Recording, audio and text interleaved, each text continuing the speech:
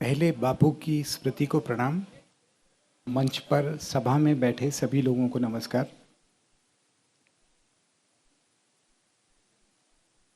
पिछली बार जब यहाँ आया था तो मेरा एक गमछा यहाँ छूट गया था, तो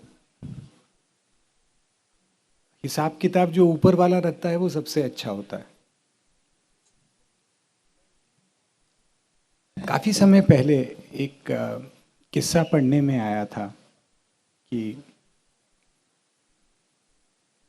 किसी विचारक में और राजनेता में संबंध वही होता है जो किसी शराबी और लैंपपोस्ट में होता है।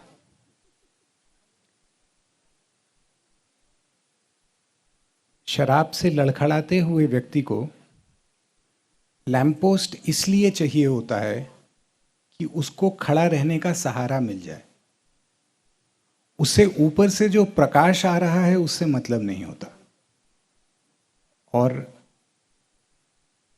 गांधी जी पे बहुत सारी बातचीत में पाता हूँ उसी भाव में होती है जिसमें लैंपपोस्ट का सहारा लेकर हम खड़े रहना चाहते हैं, और जो प्रकाश आ रहा है उस पर ध्यान उतना नहीं जा पाता।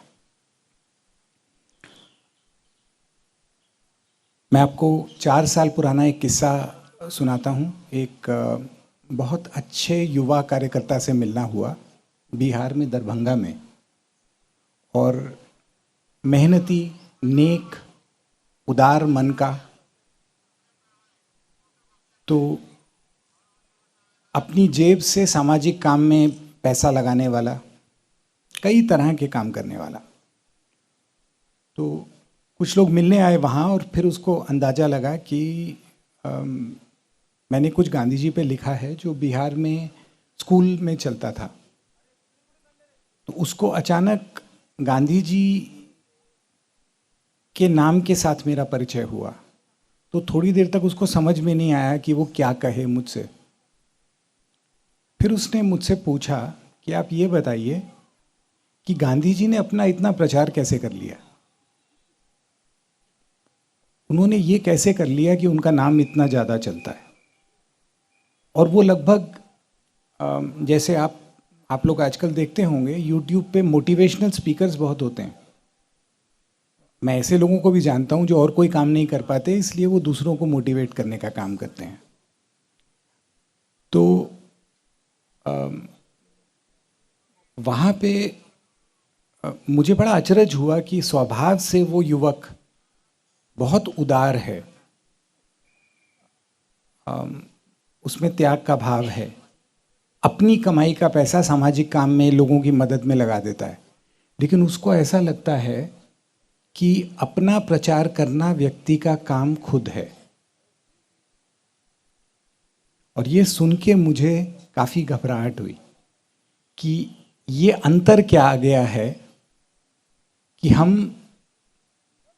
एक ऐसे जीवन की बात अगर लोगों से करना चाहें जो शायद किसी दूसरे आधुनिक जीवन से ज़्यादा फैला हुआ है, तो लोगों को ये लगता है कि इसमें अपना प्रचार कैसे करना है। तो मैंने ये समझने का प्रयास कुछ शुरू किया। एक तो इसमें प्रसिद्ध वैज्ञानिक अल्बर्ट आइंस्टाइन थे जिन्होंने ये बात शायद 1944 में कह दी थी। उनसे गांधी जी के जन्मदिन पे किसी ने कुछ टिप्पणी मांगी थी, तो उन्होंने ये लिख के दिया था कि आने वाली पीढ़ियाँ विश्वास न कर सकेंगी कि इस तरह का व्यक्ति हार्ड मास में हुआ। ऐसा कुछ उनका वक्तव्य है। तो वो समय आ चुका है, वो पीढ़ियाँ अब आ चुकी हैं जब लोगों के लिए ये बड़ा मुश्किल हो जाता है। और ये कोई दुर्भावना लिए हुए लोग नहीं हैं, ये ऐसे लोग नहीं हैं जो किसी का बुरा करना चाहते हैं, लेकिन उनके लिए आज ये बहुत मुश्किल हो चुका है कि अंदाज़ा कैसे लगाएं, कल्पना कैसे करें कि गांधी जीवन क्या था, गांधी विचार क्या था। तो इसके कुछ पड़ाव हैं जो हमें यहाँ पे एक बार दोहरा लेने चाहिए कि हम यहाँ पे आए कैसे। कारण बहुत सारे हो सकते हैं, लेकिन मैं अभी बात केवल जिस तरह से समाज में बातचीत होती है, लोग आपस में एक दूसरे से बातें सुनते समझते हैं, उसकी बात कर रहा हूँ। 1991 में ऐसा किन्हीं कारणों से तय किया गया कि हमको अपनी अर्थव्यवस्था खोलनी है। तो 92 में केबल टीवी आता है, 95 में इंटरनेट और ईमेल आ जाता है, 96 में मोबाइल फ़ोन शुरू हो गए थे और उसके कुछ एक सालों में स्मार्टफोन आने शुरू हो गए। तो ये सब साधन, इनमें से एक एक साधन छापाखाने जैसा काम करता है, उतनी ताकत रखता है। लेकिन हमको एक दशक के अंदर ये सारे साधन एक साथ मिल गए। जबकि छपाई का इतिहास हम देखेंगे तो तांगवंश चीन से लेकर 6ठी शताब्दी में, फिर कोरिया में, फिर यूरोप में, फिर धीरे धीरे छापाखाने फैलते फैलते हमारे यहाँ शायद पहला छापाखाना 16वीं शताब्दी में गोवा के पास लगा, लेकिन वो चला नहीं है। और फिर छापे खाने 19वीं शताब्दी में लगने शुरू हुए। तो छापाखाने का जो प्रभाव है वो हम तक धीरे धीरे धीरे धीरे धीरे आया है। सन 1898 में गांधी जी ने अपना पहला छापाखाना डरबन में लगाया था। तो छापाखाने का प्रभाव पीढ़ियों में धीरे धीरे आया, लेकिन अचानक हमारे देश में एक पीढ़ी ऐसी आ गई जिसके पास ईमेल था, इंटरनेट था, केबल टीवी था, मोबाइल फ़ोन था। अचानक ढेर सारे साधन खुल गए और इन साधनों में कहना क्या है, कैसे कहना है और वह कहने लायक है या नहीं, इसका भेद करने के साधन हमारे पास नहीं आए। तो उसका परिणाम हम कुछ ऐसा देखते हैं कि आज बहुत सारी सामग्री है, बहुत सारी जानकारी है, लेकिन उसमें भेद करने की क्षमता हम में नहीं है। और उस इतनी तेजी से ये साधन आने, और ये साधन बिजली की तेजी से आपको दूर देशों से संपर्क में ला सकते हैं, लेकिन उनका सम्मोहन ऐसा हो जाता है कि हमें अपना पड़ोस नहीं पता होता, क्योंकि हमने उसको साधने के तरीके नहीं बनाए। मैं जिस उम्र में आता हूं, वो उम्र ना तो इनकी है और ना उन लोगों से मिलती है जिनसे मैंने सीखा है। आज हमारे देश की औसत आयु 28 साल है, यानी औसत भारतीय का जन्म 1996 के आसपास हुआ है। और उनके लिए नई सामग्री, नई जानकारी इतनी सारी है कि जो पहले की बात समझानी है वो समझाना बहुत कठिन हो जाता है। जब ये साधन आए तब मैं बिल्कुल बच्चा नहीं था, लेकिन एकदम बड़ा भी नहीं हुआ था। तो इन साधनों का अभ्यास थोड़ा बहुत मुझे है और ये काम कैसे करते हैं ये मुझे अंदाज़ा है। तो आज की बातचीत में मैं ये प्रयास करूँगा कि हम अपने लोगों से गांधी विचार की बात कैसे करें, या कम से कम ऐसे प्रयोग कैसे करें कि हम अपने लोगों से उस विचार के आधार पर जुड़ सकें और कुछ अच्छा लेन देन अपने लोगों के साथ कर सकें। मैं बिल्कुल 9-10 साल का था तब मुझे देवा स्वप्न गिजूभाई बधेगा की मिल गई थी, और मुझे शिक्षा काम कैसे करती है इसको लेकर मन में एक संशय आ गया था। आप सुनते होंगे, ये खूब सुनने में आता है कि पढ़ लिख के बेहतर इंसान बनो, या लोग इस तरह से बात करते हैं कि अरे वो तो पढ़ा लिखा आदमी है फिर भी ऐसी बात करता है। तो मुझे ये थोड़ा अटपटा लगता था कि बेहतर इंसान बनने की ज़रूरत क्यों है, जैसे हैं उसमें क्या बुरा है। पहले तो स्वीकार होना चाहिए, और फिर धीरे धीरे ये समझ में आया कि हमारा शिक्षा तंत्र ऐसा है जो पहले बच्चों का आत्मविश्वास तोड़ता है और फिर उनको नए सिरे से बनाने की कोशिश करता है। वो ये स्वीकार नहीं करता कि बचपन, जवानी, ये सब प्रकृति के तरीके हैं, इनमें से हर कोई गुजरता है। तो इसमें से मुझे ये समझ में आ गया था कि शिक्षा व्यवस्था, आप सब लोगों ने शायद ये देखा सुना हो कि हम लोगों को सबको कभी ना कभी ये सामना करना पड़ता है कि घर में अंकल आए हैं, उनको पोएम सुनाओ। देखा होगा आपने। तो हमारी पूरी शिक्षा व्यवस्था का वैचारिक आधार यही है कि अंकल आए हैं, पोएम सुनाओ। हमें दूसरों को, हम वो सीखते हैं जिसके जवाब हमको दूसरों को देने हैं। और एक बहुत कमाल की शिक्षा पे किताब है, उर्दू की आखिरी किताब, जो ये बताती है कि अगर आप सवाल को ध्यान से पढ़ लें तो आपको समझ में आ जाएगा कि उसका जवाब क्या देना है, चाहे आपको पता हो चाहे ना पता हो। तो उसके साथ जुड़े हुए कुछ ऐसे शब्द सुनने में आते थे, उनमें से एक था चरित्र निर्माण। मुझे चरित्र निर्माण से बहुत डर लगता था जब मैं छोटा था। कहीं अगर चरित्र निर्माण की बात हो तो मुझे लगता था यहाँ से एकदम भागो, कहीं पेड़ एड़ पे चढ़ जाओ। और उसी तरह से बचपन से प्रार्थनाओं में रहा हूँ। प्रार्थना अच्छी लगती थी, लेकिन एकादश व्रत से मुझे बहुत डर लगता था। एक तो याद करने पड़ते थे, और वो एक दो नहीं है, 11 हैं। यहाँ वैसे ही कोर्स सिलेबस भारी पड़ जाता था, उसके ऊपर से ये भी याद करो, तो मुझे ये थोड़ा अटपटा लगता था। और इस कारण से मैं ऐसी सभी जगहों से हट जाता था जहाँ पे चरित्र निर्माण हो या इस तरह की बात हो। समय के साथ जब थोड़ा गांधी जी से नया परिचय हुआ, तब कुछ बातें उजागर हुई।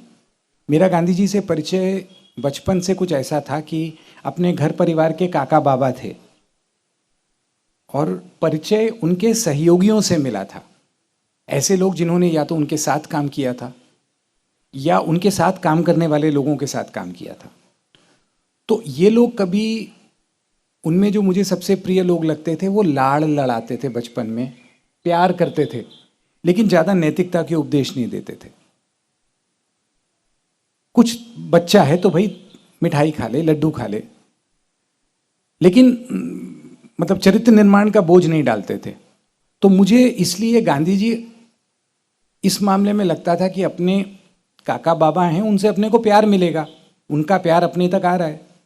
लेकिन जहाँ कहीं फॉर्मूला आता था, मेरा गणित और भौतिक शास्त्र वैसे ही बहुत कमज़ोर था, तो जहाँ कहीं इक्वेशन या फॉर्मूले आ जाते थे तो मैं चुपचाप बैठ जाता था वहाँ पे, और मुझे लगता था कि एकादश व्रत एक फॉर्मूला है। समय के साथ धीरे धीरे जब पता लगने लगा तो मेरा ध्यान इस पे आया कि आत्मकथा का नाम गांधी जी ने सत्य के सिद्धांत नहीं रखा,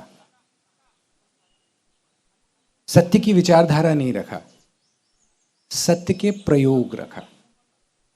और हम बाद में इस पे लौट कर आएंगे कि वो व्यक्ति कौन होता है जो अपने जीवन को एक प्रयोग बना दे, और प्रयोग बनाने की ज़रूरत की, अपने जीवन को एक तरह का प्रयोग बनाने के लिए क्या चाहिए और उसके नतीजे क्या हो सकते हैं, ये हम बात अंत में करेंगे। सत्य के सिद्धांत नहीं। तो मैंने ये ढूंढा कि जिस तरह से एकादश व्रत की बात मैंने बहुत कम उम्र से सुनी है, वो कहाँ से आई। तो किसी विद्वान व्यक्ति ने कहा कि एक बार मंगल प्रभात नाम की एक छोटी सी पुस्तिका है, वो पढ़ो। तो वो पढ़ते हुए समझ में आया कि नमक सत्याग्रह के बाद जब गांधी जी जेल में थे, साबरमती छोड़ दिया था उन्होंने, तो आश्रम में रहने वालों को ये आदत थी कि वो कुछ भी जानना चाहें तो वो गांधी जी से पूछ लेते थे।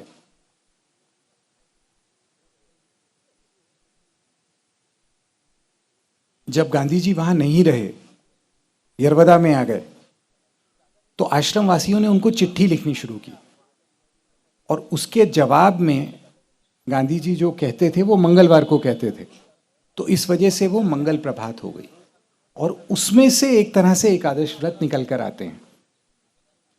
तो ये बहुत बात की बात है, ऐसा नहीं है कि कोई गांधी जी ने पहले से इसके सिद्धांत बना दिए हों। जरूरत जब पड़ी तब उन्होंने एक तरह की कुंजी बनाकर लोगों को दे दी। और ये बात, मुझे ये दुर्भाग्य लगता है कि ये बात बराबर होती नहीं है कि इस तरह की दृष्टि गांधी जी की कैसे थी।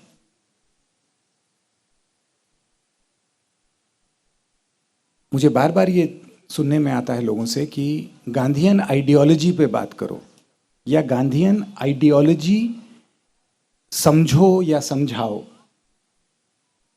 और जो मुझे समझ में आता है वो ये है कि गांधी जी की कोई आइडियोलॉजी नहीं थी। 40 साल की उम्र होते होते दक्षिण अफ्रीका में गांधी जी को टेक्नोलॉजी का राज्य से, समाज से संबंध क्या होता है, इसके बारे में कुछ बुनियादी बातें समझ में आ गई थी। और ये समझ में कैसे आई थी, ये हमें इस पे आज ध्यान देना बहुत ज़रूरी है, क्योंकि उसके बिना हम उपयोगी गांधी को नहीं पा पाएंगे। और मुझे ये लगता है कि 1909 के पहले के गांधी जी हम सब लोगों के लिए आज बहुत उपयोगी हैं। उसके बाद जो उनका जीवन फैलना शुरू होता है तो वो ऐसा हो जाता है कि उसको नापना समझना हर किसी के बस का है नहीं। उसका फलक इतना बड़ा हो जाता है कि फिर उसको समझने का काम वो लोग कर सकते हैं जिनको दूसरे काम नहीं करने होते। तो ये उपयोगी गांधी मेरे लिए क्या थे ये मैं आपके सामने रखता हूं, लेकिन उसके पहले मुझे ये बताना पड़ेगा कि इन उपयोगी गांधी तक पहुंचने के लिए आपको गांधी जी के कौन से स्वरूप कुछ समय के लिए ही सही किनारे करने पड़ेंगे। गांधी जी की बातचीत ज़्यादातर 3 खांचों में होती है। पहला खांचा है राजनीति का। राजनीति में गांधी जी का नाम एक तरह से नीति की सजा के नाते इस्तेमाल होता है। वो आचरण की कुंजी नहीं है, वो दूसरों को नीचा दिखाने की कुंजी है राजनीति में। दूसरा, गांधी जी की बातचीत बहुत ज़्यादा एक अकादमिक परिवेश में होती है और ये हमेशा होती रहेगी, क्योंकि जितना मौलिक जीवन गांधी जी का है, आधुनिक समय में उतना मौलिक जीवन कोई दूसरा, उतना व्यापक और मौलिक जीवन आसानी से मिलने वाला नहीं है। और अकादमिक दुनिया में कुछ नया लिखने के लिए मौलिक लोगों को खंगालना पड़ता है, टटोलना पड़ता है। तो ये तो अगले 500 साल तक अकादमिक दुनिया में गांधी जी पढ़े जाते रहेंगे, उन पे लिखा जाता रहेगा। आज भी बहुत लिखा जाता है, लेकिन वो साधारण लोगों के, अकादमिक दुनिया, शास्त्रीय लोग दूसरे शास्त्रीय लोगों से बात करते हैं साधारणतया। बहुत कम शास्त्रीय लोग होते हैं जो साधारण लोगों से बात करना चाहते हों या उसके लिए अपने आप को तैयार करते हों। तो अकादमिक गांधी, आप साधारण समाज में इन अगर नए लोगों से बात कर रहे हैं तो आप क्या बताएंगे उनको कि 100 खंडों में गांधी जी की वाङ्मय पढ़ो। आजकल बच्चों को वैसे ही पढ़ाई लिखाई से निजात नहीं मिलती, ट्यूशन अलग जाना पड़ता है, एंट्रेंस एग्ज़ाम की तैयारी अलग करनी पड़ती है। जो 12वीं पढ़ रहे हैं उनको 12वीं के साथ साथ कुछ भी फ्लैट बहुत सारे नाम हैं। हम लोग कुछ समय रुक जाएं क्या? अच्छा, तो अगर आप बच्चों से बार बार कहेंगे गांधी जी पे पढ़ो तो वो कितना पढ़ेंगे? हर साल गांधी जी पे उतनी सामग्री आती है जितनी किसी आधुनिक जीवन पे नहीं आती। उनका लिखा 100 खंडों में जो संकलित है सो रखा ही हुआ है। तो इसका विस्तार इतना बड़ा है कि हम अपने लोगों से ये अपेक्षा नहीं कर सकते कि वो वहाँ जाएं, जिनको अकादमिक दुनिया में अपना जीवन करियर नहीं बनाना है। उनके लिए ये बहुत कठिन काम है और बहुत कम लोग कर पाएंगे। तीसरे गांधी जी की तीसरी जिस संदर्भ में गांधी जी की बात होती है वो गांधीवादी संदर्भ है, और वो गांधीवादी संदर्भ गांधी विचार की संस्थाएं और उससे जुड़े संगठनों तक सीमित है। लेकिन गांधी जी का जीवन इन चीज़ों में सीमित नहीं है। गांधी जी ने राजनीति में काम किया, लेकिन उन्हें आप केवल राजनेता नहीं कह सकते। गांधी जी ने विचार का बहुत गहरा काम किया, लेकिन आप उन्हें केवल विचारक भी नहीं कह सकते। तो जो विचारक और राजनेता की बात हो रही थी पहले संदर्भ में, वो गांधी जी पे लागू नहीं होती। तो हम अपने लोगों से, साधारण लोगों से, घर के बच्चों से गांधी जी की बात कैसे करें जिसमें उन्हें ये समझ में आ सके कि गांधी जी से हमें मदद मिल सकती है। और ये काम मैं किसी सैद्धांतिक कारण से नहीं कर रहा हूं। मुझे अपने जीवन में किसी दूसरे व्यक्ति से इतनी मदद नहीं मिली है जितनी गांधी जी से मिली है। गांधी जी, मैं जिन विषयों पे काम करता हूं उन पे बाकी दुनिया सोचना शुरू करती, उसके पहले गांधी जी ने बात कही हुई है। मैं विज्ञान पे काम करता हूं, टेक्नोलॉजी पे काम करता हूं, पर्यावरण पे काम करता हूं। इन तीनों पर मौलिक विचार गांधी जी को 40 साल की उम्र तक आ गए थे। हिंद स्वराज में वो विचार हैं, लेकिन हिंद स्वराज जो इन 3 खाकों में बात करते हैं, जो मैंने आपको 3 राजनीतिक गांधी, अकादमिक गांधी और गांधीवादी गांधी, इन तीनों में ये सामाजिक स्वरूप में सामने नहीं आता। वो या तो अंदर के लोगों की बात होती है, व्यापक लोगों को समझने समझाने की कुंजी उसमें नहीं है। जब मैं ढूंढने लगा तो मुझे वो कुंजी गांधी जी के जीवन के 2 ऐसे दौर हैं जिसमें हमको उसके लिए ढेर सारे उपाय मिलते हैं कि हम नए लोगों से कैसे बात करें। और वो दोनों समय गांधी जी के लिए कठिन समय हैं। ऐसे समय हैं जब उन्होंने जो पहले काम किया वो छोड़ के उनको नए सिरे से अपना जीवन ढालना पड़ा, अपने आप को नए सिरे से ढालना पड़ा। तो उसमें जो पहला परिचय हुआ वो इस समय का है, उसी समय का है जब गांधी जी सेवाग्राम आते हैं, जब कांग्रेस की सदस्यता से उन्होंने त्यागपत्र दे दिया है। और एक बड़े आंदोलन के बाद कांग्रेस एकदम कमज़ोर हालत में आ गई है, न जाने कितने लोग जेल में हैं। सरकार ने हर तरह से कांग्रेस को तोड़ने का काम शुरू कर दिया है। और गांधी जी के मन में बहुत सारे रचनात्मक कार्यक्रम हैं। तो गांधी जी अपने आप को उससे थोड़ा दूर करते हैं, सेवाग्राम आते हैं, पहले मगनवाड़ी और फिर ये जगह तैयार होती है। उस समय गांधी जी जातिगत छुआछूत के खिलाफ एक अभियान खड़ा करते हैं, नए सिरे से अहिंसक चमड़े पे काम शुरू करते हैं, ग्रामोद्योग का काम शुरू होता है नए सिरे से। और उस समय हम गांधी जी को देखें तो गांधी जी कांग्रेस की सुर्खियों में नहीं आते, बाद में आते हैं। 38 में आते हैं, 42 के आंदोलन में आते हैं। लेकिन जो 30 से 34 36 तक, 1930 से 1936 तक का समय है, वो गांधी जी के जीवन में बड़े बदलाव का समय है।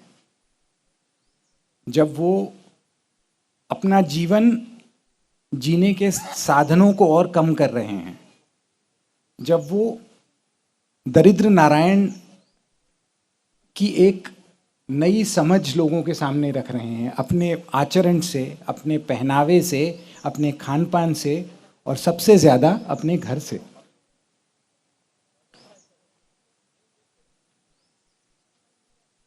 उस दौर में जो कांग्रेस के नेताओं के साथ उनका पत्राचार है वो पढ़ने लायक है, खासकर सरदार पटेल और मौलाना आज़ाद के साथ, जिस वजह से उन्होंने कांग्रेस से त्यागपत्र दिया। लेकिन इसके बीज अगर आप ढूंढना चाहते हैं तो वो हिंदुस्तान में नहीं है, वो दक्षिण अफ्रीका में है। और वो गांधी जी का शायद सबसे कठिन समय जीवन का जो रहा, उसमें से, उसकी भट्टी से निकल कर आते हैं। और वो दौर है 1906 से लेकर 1909 का, यानी 37 से 40 की उम्र। कुछ इतिहासकारों ने इसे गांधी जी का मिड लाइफ क्राइसिस भी कहा है।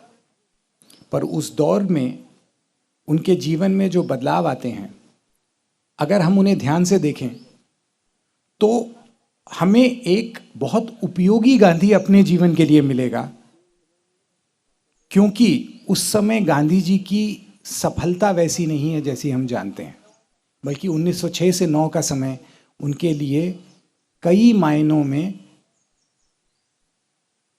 बहुत बड़ी परीक्षा है। वहाँ की सरकार से जो उंगलियों का छापा लेने के लिए का जो कानून आया था, उसके विरोध में जो समझौता हुआ था, वो सरकार ने उस समय तोड़ दिया था, जिसमें गांधी जी का अपमान था सीधे। उनके अपने सहयोगियों ने अपना भरोसा हटा लिया था। कुछ सहयोगियों ने उस समय बहुत बुरी तरह गांधी जी की लोहे की छड़ों से पिटाई की थी, जिसके लिए उन्हें अस्पताल में भर्ती होना पड़ा था। ये वो दौर है जब उन्हीं के मित्र जो इंडियन ओपिनियन के लिए विज्ञापन दिया करते थे, जिससे खर्चा छापने का निकल जाता था, उन्होंने विज्ञापन देने बंद कर दिए थे। कई गांधी जी के पुराने दक्षिण अफ्रीका के सहयोगियों ने उस समय उनसे केवल इसलिए दूरी बना ली थी क्योंकि गांधी जी राज्य के सामने प्रतिरोध में खड़े थे। और उस समय के आप अगर गांधी जी के चित्र निकाल के देखेंगे तो वो चित्र, उन चित्रों में जो व्यक्ति दिख रहा है वो हुआ सहज रूप से लोगों से मिलते जुलता हुआ आदमी नहीं है। उस समय अंतर्मुखी हो गए थे गांधी जी। वो अपने भीतर जाके कुछ ऐसा ढूंढना चाहते थे जिससे उनके चारों तरफ जो विफलताओं के उदाहरण बनते जा रहे थे, उससे वो छूट सकें और कुछ ऐसा तैयार कर सकें जो उनके जीवन को सकारात्मक रास्ते पर डाल सके। यही दौर है जब गांधी जी को टेक्नोलॉजी का मनुष्य पर असर क्या होता है ये साफ समझ में आया, क्योंकि उन्होंने राज्य की ताकत, साधारण लोगों को दबाने की राज्य की क्षमता ये करीब से देखी। और राज्य का आसानी से पलट जाना, एक वादा करना और फिर दूसरा काम करना, ये उन्होंने करीब से देखा। और उस समय जिस तरह की सामग्री वो पढ़ रहे हैं, वो अगर आप निकालें तो आपको ये समझ में आ जाएगा कि गांधी जी को पर्यावरण की समस्याएं उतनी पहले कैसे समझ में आ गई जितनी और कोई बड़े नेता ने उतनी जल्दी इस तरह की बात नहीं की है जैसी गांधी जी ने पर्यावरण के बारे में की है।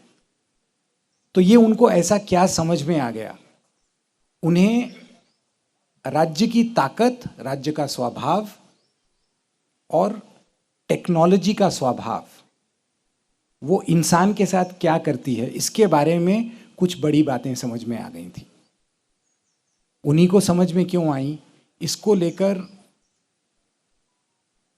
हर व्यक्ति अपने हिसाब से ही समझेगा। मुझे समझ में ये आता है कि बहुत से राजनेताओं को उस दौर में कोई ना कोई यूरोप से निकली आधुनिक राजनीति की बात जम गई थी। यानी कोई आधुनिक राजनीतिक सिद्धांत जिसके आधार पे वो हिंदुस्तान को ब्रिटिश राज से आज़ाद करा के एक ताकतवर देश बनाना चाहते थे। तो उस समय जिसको जैसी जो यूरोपियन पॉलिटिकल आइडियोलॉजी मिली, उसके भरोसे उन्होंने चलना शुरू कर दिया। अब वो पॉलिटिकल आइडियोलॉजीज क्या हैं, आप सब अपने आप गिन सकते हैं। गांधी जी को इनमें से कोई भी पॉलिटिकल आइडियोलॉजी पसंद नहीं आई। उनको इनमें से किसी पॉलिटिकल आइडियोलॉजी में अपने देश के साधारण लोगों का भविष्य उज्जवल होता हुआ नहीं दिखा। इसीलिए हिंद स्वराज राजनीतिक खिड़की से देखने वाले लोगों के लिए इतनी कठिन किताब है, क्योंकि उसमें कोई सुविधाजनक राजनीतिक तरकीब नहीं है।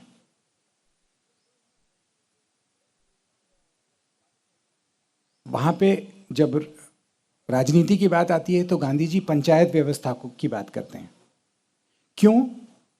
क्योंकि उन्होंने राज्य का विराट रूप देख लिया था अच्छे से तब तक।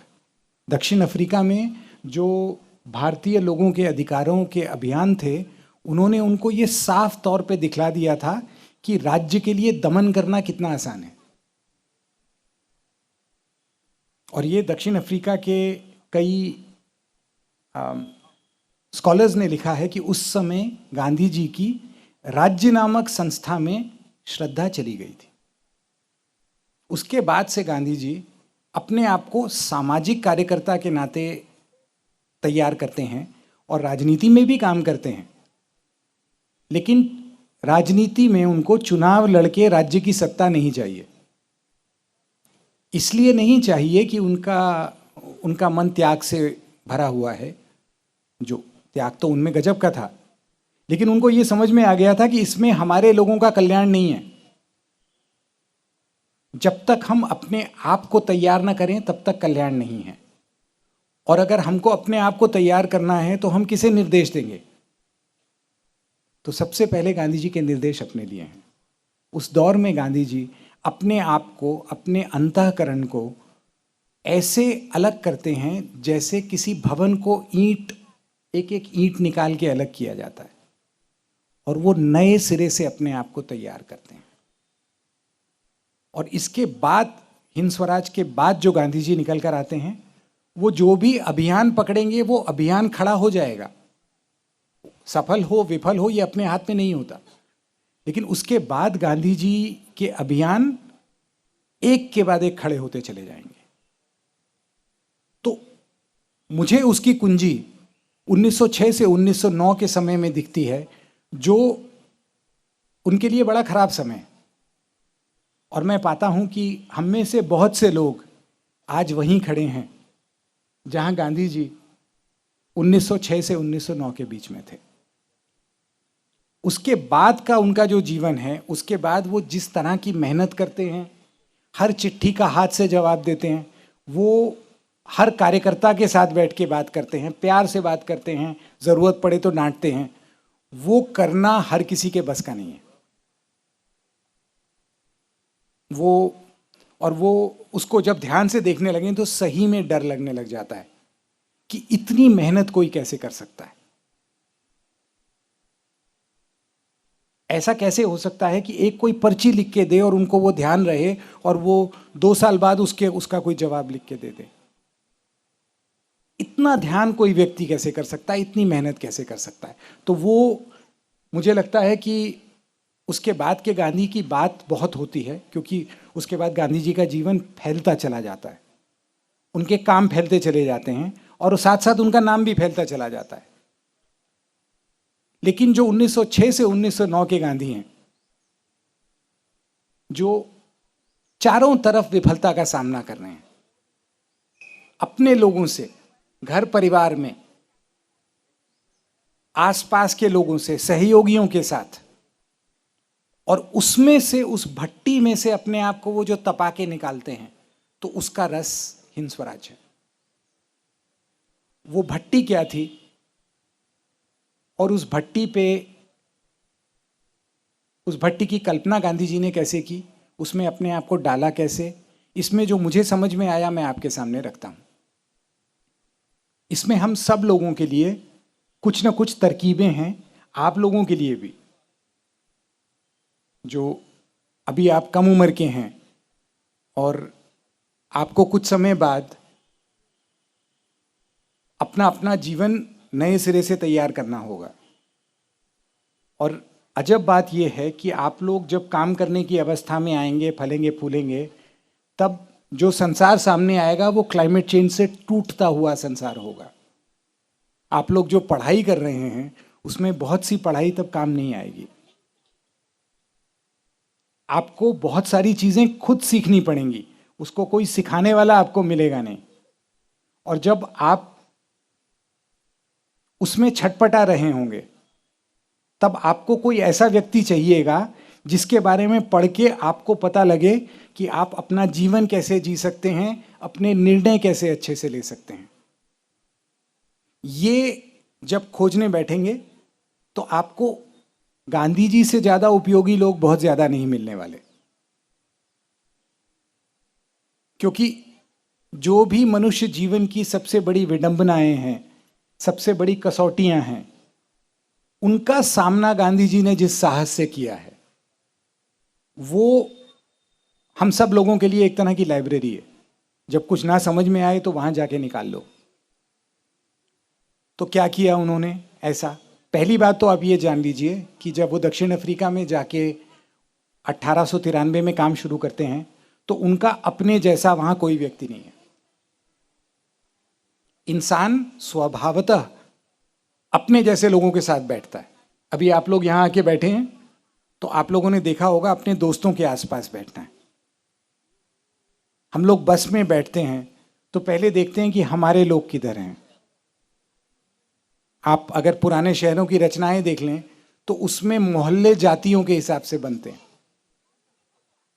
आपको बजाज मोहल्ला मिल जाएगा, सराफा मिल जाएगा, आपको कपड़ा बाजार मिल जाएगा।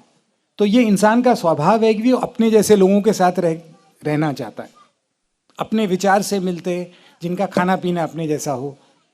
दक्षिण अफ्रीका में गांधी जी के साथ एक व्यक्ति नहीं है जो उनके जैसा है। यानी ये सबसे जीने का सबसे कठिन तरीका है कि आप उन लोगों के साथ रहें जिनकी जो आपकी भाषा नहीं जानते, जो आपका खाना पीना नहीं जानते, जो आपका रहन सहन नहीं जानते। और इस तरह की अवस्था से ज्यादातर लोग भागते हैं। वो जल्दी से ऐसे लोगों के साथ चले जाना चाहते हैं जो अपने जैसे हैं। गांधी जी नहीं, गांधी जी वहां सब तरह के लोगों के साथ रहते हैं। पत्रिका निकालना शुरू करते हैं। धीरे धीरे जब अभियान बड़ा होता है, उनकी अपनी दृष्टि बदलनी शुरू होती है। तो उनको समझ में आता है कई लोग साथी तमिल हैं, तो गांधी जी तमिल सीखते हैं, उर्दू सीखते हैं। हम लोग भाषा क्यों सीखते हैं? क्वालिफिकेशन मिल जाएगी, सर्टिफिकेट मिल जाएगा, नौकरी में हो जाएगा, नेट क्लियर कर लेंगे। गांधी जी भाषा क्यों सीखते हैं? अपने लोगों से बात करनी है। वो ये नहीं कहते कि तुम मेरी भाषा सीखो। और आज जो भाषाई राजनीति हम देखते हैं जिसमें एक दूसरे के पे आरोप लगाया जाता है कि तुमने हमारी भाषा नहीं सीखी, ये हम लोग कितना दूर आ गए हैं ये जानने के लिए एक उदाहरण है। गांधी जी 11 भाषाएं मोटी मोटी जानते थे, विनोबा शायद 14 जानते थे। और हमारे स्वतंत्रता आंदोलन के लोग ज्यादातर बहुभाषी थे। उन्हें ये अंदाजा था कि ये देश कितना बड़ा है, यहाँ कितनी विविध संस्कृति है, भाषाएं हैं। तो पहली बात तो अपने से अलग लोगों के साथ उठना बैठना, खाना पीना, इसके बिना हम अपने आप से बड़े नहीं हो सकते। दूसरी बात, इसके मायने क्या होते हैं? गांधी जी एक पारंपरिक परिवार से निकले थे। अब वहां पे शाकाहारी एक ढाबा जैसा था जहां वो खाना खाने जाते थे, और वहां उनको एक ब्रिटिश युवक मिलता है जिसका नाम है हेनरी पोलैक। और हेनरी पोलैक वहां इसलिए आया हुआ है कि उनके पिता ने उनको भेज दिया है। वो यहूदी परिवार से हैं और उनको एक ईसाई महिला से प्रेम हो गया है और घर में उसका बड़ा विरोध है। गांधी जी की धीरे धीरे हेनरी पोलैक से मित्रता होती है। दोनों परिवारों को वो चिट्ठियां लिखना शुरू करते हैं और उसके बाद दोनों की शादी होती है और हेनरी पोलैक और मिली ग्रैहम गांधी जी के घर में आके रहने लग जाते हैं। उस समय शादी.com नहीं था, गांधी जी थे। और गांधी जी को ये पता था कि प्यार कैसे चलता है। तो घर में आके हेनरी पोलैक और मिली ग्राहम बैठे हैं। अब मिली ग्राहम ब्रिटेन में महिलाओं को वोट देने के अधिकार के अभियान से निकल कर आई थी। वो बात बात पे गांधी जी को चुनौती देती थी। आप खाना खाने बैठे और वो शुरू हो गई कि आप हिंदुस्तानी मर्द घर का कोई काम नहीं करते, महिलाएं दिन भर काम करती रहती हैं। तो अब उस समय जो भी कहा होगा गांधी जी ने, लेकिन धीरे धीरे गांधी जी को ये समझ में आया कि ये बात तो ठीक कह रही है। अब हमें कोई चुनौती दे, ऐसी रोज चुनौती दे, तो हम में से कितने लोग ऐसे लोगों के साथ रह पाएंगे, और कितने लोग अपनी दृष्टि, अपना मत सुनने वाले के हिसाब से बदल पाएंगे। गांधी जी बदलते चले जाते हैं। आपको अनेक ऐसे विषय मिलेंगे जिन पर गांधी जी ने अपनी दृष्टि बदली है, अपनी समझ बदली है, और यूं ही नहीं बदली है कि कपड़े का ब्रांड बदल लेते हैं, उसको ठीक से समझा है। मिली ग्राहम जैसी महिलाओं ने उन्हें यह विश्वास दिलाया कि अगर सामाजिक राजनीतिक अभियान खड़ा करना है तो उसमें महिला शक्ति के बिना ताकत नहीं आएगी। और यहां से वो आपको यहाँ पे जो 1930 के अभियान की जो तैयारी है, जिसमें बड़ी संख्या में महिलाओं के प्रशिक्षण शिविर लगे हैं, बार बार जा जाके महिलाओं से कहा गया है कि फिर जाके चूल्हे चौके में बंद मत हो जाना, राजनीतिक सामाजिक जीवन में भाग लो, इसके बीज वहां हैं। और जब हम लोग इस तरह के अनुभव पाते हैं तो हम उससे उल्टा भागते हैं। जाति में गांधी जी की अपनी जाति का वहां कोई नहीं है, उनको दूसरी के जाति के लोगों के साथ रहना आ जाता है। आर्थिक रूप से गांधी जी तो वकालत करते थे शुरू में वहां, और उनकी वकालत अच्छी चलती थी। वो चाहते तो ट्राम जो चलती थी उस समय, उसमें वो यात्रा कर सकते थे, लेकिन गांधी जी साइकिल पे चलते थे, क्योंकि उन्हें पता था कि मेरे देशवासी इन ट्रामों में नहीं चल सकते। तो नए सिरे से आर्थिक अभाव को समझना। आप में से कुछ लोग तो वलीअम्मा की कहानी जानते होंगे। वलीअम्मा 16 साल की लड़की थी जो आंदोलन में अपनी मां के साथ इसलिए कूद पड़ी क्योंकि उनके पिता आंदोलन में नहीं जा सकते थे। 16 साल की बच्ची जब जेल में रहती है तो जेलर उसको समझौता करके, माफीनामा भर के छूटने के लिए एक उपाय सुझाता है। वो मना कर देती है, तबीयत बिगड़ जाती है। जेल से जब निकल कर आती है उसके कुछ एक दिनों में उसकी मृत्यु हो जाती है। जब वो जेल से छूट कर आई तो गांधी जी मिलने गए, उसको देखा तो उनको, उस समय व्हाट्सएप नहीं था कि आपको फोटो पे पता लग जाए कौन किस अवस्था में है। तो जब मिलने गए गांधी जी, देखा उसको, तो उनको पहले तो विश्वास नहीं हुआ कि ये क्या, तो वो बिल्कुल ऐसे बात करती कि लड़की तूने ये क्या किया।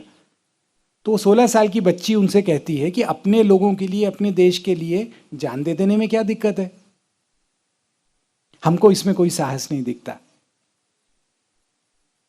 16 साल की वलीअम्मा ने जान दे दी, इसमें हमको साहस नहीं दिखता। 30 के आंदोलन में जितनी संख्या में महिलाएं जेल में गई हैं, दुनिया का कोई दूसरा हिस्सा बता दीजिए जहां पे इतनी संख्या में महिलाएं जेल जाती हैं। उस समय के चित्र देखिए आप, पुलिस के सामने महिलाएं निडरता से खड़ी हैं। और उस समय के चित्र देख के मुझे ये समझ में आया कि लोगों को ये क्यों लगा होगा कि अब ये मुल्क आजाद हो सकता है, क्योंकि हमने वो डर निकाल दिया था। और ये डर निकालने की बात कहां तक आती है? गांधी जी का हिंदुस्तान लौटने के बाद पहला अभियान चंपारण में है, और चंपारण में उनके साथ पटना से कुछ बड़े वकील आते हैं। राजेंद्र बाबू हैं उसमें, वो वकील इस तैयारी में है कि केस करके जीत जाएंगे हम लोग, और गांधी जी उनको केस करने से मना करते हैं। तो पूछते हैं क्यों, तो गांधी जी कहते हैं कि ये लोग इतने डरे बैठे हैं कि इनके लिए तुम क्या लड़ोगे, पहले इनके मन से डर निकालना पड़ेगा। ये बात बाद में फिर आती है। नेहरू जी से किसी ने एक बार पूछा था कि गांधी जी ने सबसे बड़ा काम क्या किया। जिसने सवाल पूछा वो कुछ एक बड़े जवाब की अपेक्षा कर रहे होंगे। नेहरू जी ने कहा गांधी जी ने सबसे बड़ा काम ये किया कि उन्होंने हिंदुस्तानियों के मन से डर निकाल दिया। हम लोग सारे समय उन लोगों की बात करते सुनते हैं जो हमको आसानी से साहसी लगते हैं, लेकिन जो अपने मन से डर निकाल के साहस बढ़ाते हैं उनकी ओर ध्यान नहीं जाता, महिलाओं के साहस की ओर ध्यान नहीं जाता। क्योंकि हमने साहस के कुछ ISI मार्क परिभाषाएं गढ़ ली हैं। कोई महिला बहुत संकट में अपने बच्चों को अच्छे से पाल पोस के बड़ा कर ले, इसमें हमको साहस नहीं दिखता। महिलाओं की मेहनत तो मेहनत ही नहीं लगती।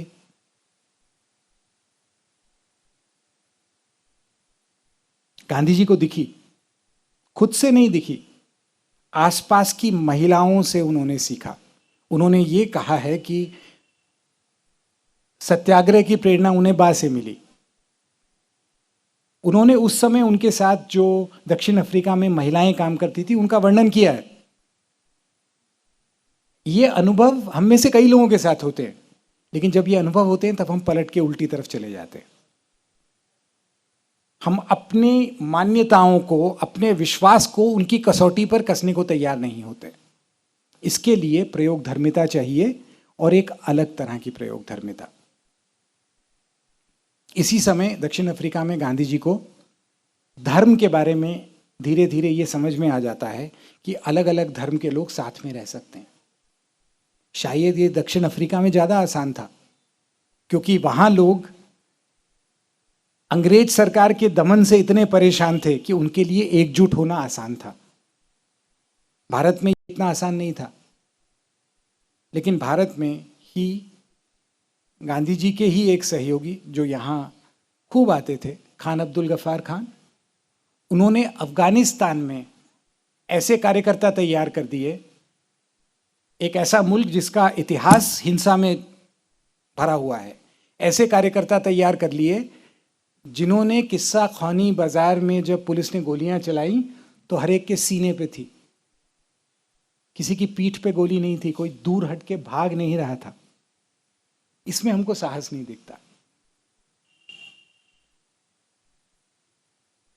क्योंकि हमारी साहस की जो परिभाषाएं हैं वो एक ISI मार्क फॉर्मूले से निकलती हैं, ना अपने धर्म का, ना अपनी जाति का, ना अपनी भाषा का, ना अपने लिंग का। सब तरह के लोगों का उनको दक्षिण अफ्रीका में सामना करना पड़ता है, और सब तरह के लोगों के साथ काम करते करते धीरे धीरे आप पाएंगे उनकी भाषा बदलनी शुरू हो जाती है। उनकी भाषा में एक सरलता और सहजता आती है जो सब तरह के लोगों के साथ काम करती है। मैं पाता हूं जैसे चरित्र निर्माण चलता है हमारे यहाँ, जिस तरह से बात होती है, तो उसमें एक चुप रहने और सादगी में रहने की बात किसी आइडियोलॉजी के नाते होती है। अब ये जो बच्चे बैठे हैं हमारे सामने, इनसे अगर हम ये अपेक्षा करें कि ये उस तरह समाधिस्थ भाव में बैठ जाएं जैसा कोई तपस्वी बैठता है, तो ये इनके साथ अन्याय होगा। इनकी उम्र खेलने खाने की है, गाने की है, पेड़ों पे चलने की है। गांधी जी ने अपने भीतर सादगी इसलिए नहीं डाली कि उन्हें नीरस होना था। गांधी जी की भाषा सरल इसलिए नहीं होती कि उनको सरलता की कंपटीशन में पास होना था। वो इसलिए होता है कि उनको तरह तरह के लोगों से बात करनी थी। उन्होंने अपनी भाषा, अपना स्वभाव, अपनी कार्यशैली ऐसी बनाई कि वो ज़्यादा से ज़्यादा लोगों से बात कर सकें। और आप गांधी जी से मिलने जुलने के जो किस्से लोगों ने छोड़े हैं वो पढ़ के देख लीजिए। आमतौर पे लोग किसी नेता से मिलने जाते हैं तो कुछ काम लेके जाते हैं आजकल, कि भाई हमारे यहाँ गैस एजेंसी दिलवा दो, या बेटे या बेटी की वहाँ नौकरी लगवा दो। गांधी जी से लोग मिलने आते थे और वो जेवर उतरवा लेते थे। अगर कोई व्यक्ति नीरस होगा तो लोग उसको अपना जेवर उतार के दे देंगे, महिलाएं मंगलसूत्र निकाल के दे देंगी। गांधी जी से मिलने जुलने में इतना रस और आनंद होता था कि उनकी रेलगाड़ी लोगों ने चंदा देने के लिए रोकी थी। अब ये अपने नए लोगों को कैसे बताएंगे आप? क्योंकि हम जिस माहौल में बड़े हो रहे हैं उसमें यह मान लिया गया है कि अपना प्रचार करना खुद हमारा काम है। हम जिस समय में रह रहे हैं उसमें जो जितना बड़ा अपने मुंह मियां मिट्ठू है उसका नाम उतना ज्यादा हो रहा है। आप गांधी जी के लिखे में ये सब नहीं पाएंगे कभी भी। मिलने जुलने में, किसी से बात कर रहे हैं, हमेशा ध्यान सामने वाले पे है। हमारी सभाओं में लोग जब बोलते हैं तो वो सुनने वालों की आंख में आंख डाल के नहीं देखते, वो तैयार जो करके लाते हैं वो बोल के चले जाते हैं। और सुनने वालों ने समय के साथ साथ धीरे धीरे ऐसे हाथ रख के सोने का अभ्यास कर लिया है, जिसमें सामने वाले को लगे कि सुन रहे हैं लेकिन आप अपनी थोड़ी नींद निकाल लें। और इस तरह की बातचीत में हम लोगों को गांधी जी के उपदेश देते चले जाते हैं, एक के बाद एक। चरित्र निर्माण से लेकर आप जो चाहें वो सब लाइन में खड़ा हुआ है। अंकल आए हैं, पोयम सुनाओ, सुनाते ही चले जाओ। नर्सरी में सुनाओ, केजी में सुनाओ, पीएचडी तक सुनाते रहो। पीएचडी होने के बाद नौकरी के इंटरव्यू में भी सुनाओ। ये गांधी जी में ये नहीं है। और क्यों नहीं है इसके मैं आपको 2 या 3 मोटे मोटे कारण जो मुझे समझ में आए आपको बताता हूं। पहली बात तो गांधी जी को औद्योगिक क्रांति और उसके असर जिस तरह से समझ में आए थे वो आज हम भी नहीं समझ पा रहे हैं। मैंने जो आपसे कहा कि मुझे चरित्र निर्माण और एकादश व्रत से थोड़ा डर लगता था, वो इसलिए कि ये आइडियोलॉजिकल सूक्तों की तरह लगते हैं। और गांधी जी का जीवन ऐसा नहीं है, उनका काम ऐसा नहीं है। वो कोई आइडियोलॉजी लागू करके सारी दुनिया पे राज करने निकले नहीं व्यक्ति नहीं है। उन्हें यह समझ में आ गया था कि औद्योगिक क्रांति और उसके सामान पैदा करने के तरीके प्रकृति से विरोध करते हैं और ये विरोध बुनियादी है। उन्हें यह समझ में आ गया था कि ये तरीके हमें अपने शरीर, अपने मन, अपने समाज में स्वस्थ रहने देने वाले तरीके नहीं हैं।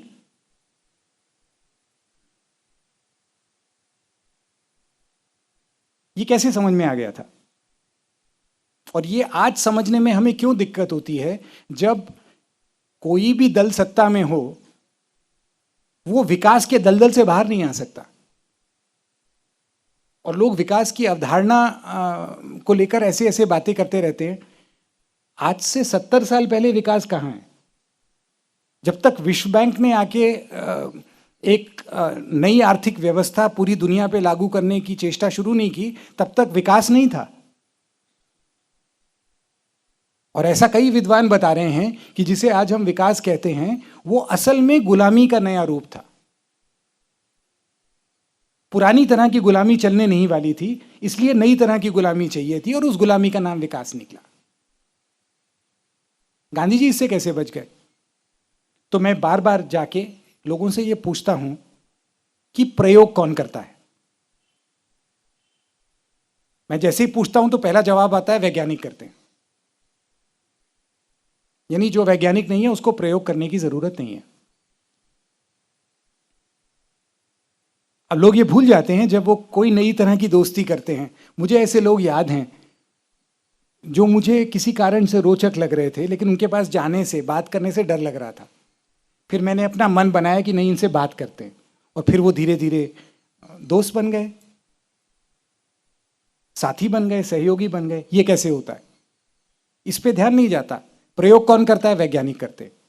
तो वैज्ञानिक क्या करते हैं, क्यों करते हैं वो प्रयोग? तो कहते हैं क्योंकि वो उनमें जिज्ञासा होती है। ये जवाब मुझे सब जगह मिलते हैं कि उनमें कुतूहल होता है, जिज्ञासा होती है, क्यूरियोसिटी होती है। तो ये तो जरूरी नहीं है कि जिसमें कुतूहल है वो प्रयोग करे। मेरे मन में बहुत सारी जिज्ञासा है, लेकिन मुझे अगर रविंद्र भाई कहें कि चलो अपन बैठ के चाय पीते हैं, तो मैं कहूंगा छोड़ो जिज्ञासा को, अपन चाय पीते हैं। तो फिर प्रयोग कौन करता है? प्रयोग करने की बुनियादी शर्त यह है कि व्यक्ति स्वीकार करे, पहले ये जाने कि वो नहीं जानता, और फिर इसको माने कि वो नहीं जानता। आप क्या नहीं जानते ये दूसरों से पता लगता है। मैं कुछ चीजें मान के बैठा हूं, मैं विजय भाई से बात करता रहूं और अचानक वो मुझे कोई नई बात बताएं, तब मुझे आभास होगा कि अरे ये तो मैं नहीं जानता। हम क्या नहीं जानते इसका आभास हमें अपने आसपास से होता है, परिवेश से होता है। जो व्यक्ति प्रयोग करता है वो ये मान लेता है कि मैं नहीं जानता, इसलिए प्रयोग कर रहा हूं। प्रयोग करके पता लगेगा सत्य क्या है, असत्य क्या है। इसके लिए जो साहस चाहिए वो असाधारण साहस होता है। करके देखते हैं, आजमा के देखते हैं क्या होगा। और हम पाएंगे बहुत सारी राजनीतिक बातचीत क्योंकि आइडियोलॉजिकल होती है, तो उसमें दूसरों को यह बताने का आग्रह होता है कि हम क्या जानते हैं। गांधी जी की भाषा में आपको यह नहीं मिलेगा। जो उनको समझ में आया, जैसे समझ में आया, उसको वो वैसे बताते हैं कि इनसे मिला था, इन्होंने मुझे ये बताया, इससे ये पता लगा, फिर मैंने ये पढ़ा। इसको आज की दुनिया में ओपन सोर्स नॉलेज सिस्टम कहा जाता है। जब गांधी जी इस तरह से अपना जीवन जी रहे थे तब ये संज्ञा आई नहीं थी। आपको ऐसे अमेरिका के जो लोग कानून और विधि पढ़ाते हैं, जो लॉ कॉलेज के प्रोफेसर्स होते हैं, उनके लिखे हुए पर्चे मैं दिखा सकता हूं, जिन्होंने ये बताया है कि जिस पद्धति पर आजकल ओपन सोर्स सॉफ्टवेयर रिलीज होता है, जिसको ओपन जनरल लाइसेंस या ओजीएल कहा जाता है। आप सबके फोन में अगर आप अपनी एप्स का डॉक्यूमेंटेशन पढ़ेंगे तो उसमें कुछ ऐसी एप्स होंगी जो ओपन जनरल लाइसेंस में रिलीज हुई हैं। लॉ प्रोफेसर्स ने यह बताया है कि गांधी जी ने ओपन जनरल लाइसेंस 1942 में ढूंढ लिया था, जब उन्होंने कॉपीराइट अपने काम पर लागू किया। उसके पहले गांधी जी कॉपीराइट नहीं करते थे। जब उनको समझ में आया कि उनकी लेखनी का दुरुपयोग हो रहा है, तो उन्होंने उसको कॉपीराइट किया। और ये जो लॉ प्रोफेसर्स हैं वो ये बताते हैं कि गांधी जी ने कॉपीराइट के कानून का उपयोग कॉपीराइट के जो पूंजीवादी सिद्धांत हैं उनको नीचे लाने के लिए किया, क्योंकि उन्होंने कॉपीराइट अपने पास या नवजीवन को दिया कॉपीराइट, क्योंकि वो ट्रस्ट के नाते सोचते थे। उन्हें यह नहीं लगता था कि यह मेरी मिल्कियत है। तो प्रयोग धर्मिता हर समय में, हर देश काल में परिवेश से तय होती है। अगर हमें लग रहा है कि गांधी जी ने सारे प्रयोग पहले कर लिए और उससे हमारा काम चल जाएगा, तो ऐसा होने वाला नहीं है। गांधी जी ने अपने आप को अपने समय की चुनौतियों का सामना करने के लिए तैयार किया। वो तैयारी हमारी नहीं है। अगर हम सोचते हैं कि गांधी जी ने अपने आप को 1909 में तैयार किया और उसके आधार पर हम तैयार हो गए, तो ऐसा नहीं है। यह अंधविश्वास है। हमें अपने आप को अपने समय की चुनौतियों के हिसाब से तैयार करना पड़ेगा। लेकिन उसमें जब हम ये करने की चेष्टा करेंगे, तब हमें समझ में आएगा कि जो पद्धति गांधी जी ने तैयार की थी वो हमारे लिए आज भी उपयोगी है। उसका मैं आपको एक और उदाहरण देता हूं। गांधी जी की तुलना में आप कोई दूसरा ऐसा नेता ढूंढिए जिनके सहयोगी इतनी तरह के थे। गांधी जी के साथ ऐसे लोग थे जो सुबह उठते ही प्रार्थना किए बिना, भगवान का नाम लिए बिना कुछ भी खाते पीते नहीं थे। उनके साथ ऐसे लोग थे जिनको भगवान का नाम सुनना स्वीकार नहीं था, जो निरीश्वरवादी थे। उनके साथ ऐसे लोग थे जिनको क्रांति करके दुनिया को बिल्कुल अगले 4 दिन में बदल देना है, और उनके साथ ऐसे लोग भी थे जो जीवन भर की साधना कर सकते थे। उनके साथ समाजवादी विचार के लोग थे, उनके साथ मार्क्सवादी विचार के लोग थे, उनके साथ आप जो राजनीतिक विचार पकड़ेंगे उसके लोग उनके साथ थे। कोई दूसरा व्यक्ति आपको ध्यान आता है जो ऐसा था? ये कैसे हो गया? इसमें केवल हमारे सामाजिक जीवन और हमारी संस्थाओं के लिए ही नहीं, हमारी राजनीति के लिए भी एक बहुत बड़ा सबक है। गांधी जी अपने सहयोगियों से सहमति की अपेक्षा नहीं रखते थे, सहयोग मांगते थे। अगर आप सहयोग चाहेंगे तो आपको सहयोग मिल जाएगा। उसके लिए यह जरूरी नहीं है कि जिसके साथ आप सहयोग कर रहे हैं वो बिल्कुल आपके जैसा हो या वो आप ही की पद्धति पे अपना जीवन जीता हो। आपको सहयोग चाहिए तो सहयोग मिल जाएगा, और गांधी जी ने हमेशा सहयोग मांगा। सहमति के नाते तो मतों को लेकर तो उनके वाद विवाद, संवाद हर तरह के लोगों से हमेशा चलते रहे। उनके साथ रहना इसलिए बड़ा आसान था कि वो सहमति नहीं मांग रहे थे, सहयोग मांग रहे थे। और आज हम अपनी जिन मंडलियों में बैठते हैं उसमें हम पहले सहमति मांगते हैं, अपनी आइडियोलॉजी बताओ तब बात करेंगे। ये छुआछूत का नया प्रकार आ गया है जो आधुनिक पॉलिटिकल आइडियोलॉजी से निकला है, कि हम उससे बात करेंगे जो हमारे साथ सहमत है। और ये सहमति का जो तरीका है, सहमति मांगने का तरीका, ये कुछ ऐसा है कि हमने अपने कपड़े सिल लिए हैं और हम ढूंढ रहे हैं कि उन कपड़ों में फिट कौन होगा। और जब कोई नहीं होता तो हम संसार को कोसते हैं कि देखो कपड़े तो आदर्श पड़े हैं हमारे पास, इनमें फिट होने वाले लोग ही नहीं बचे। ये गलती लोगों की नहीं है, समाज की नहीं है। ये जो कपड़े हम लेके घूम रहे हैं उनकी दिक्कत है। हमें अपने घर, अपने आंगन तरह तरह के लोगों के लिए खोलने हैं, और वो खुलने का काम पहले से कम हो रहा है। भाषाएं, हमारे स्वतंत्रता आंदोलन के न जाने कितने नेता बहुभाषी थे। आज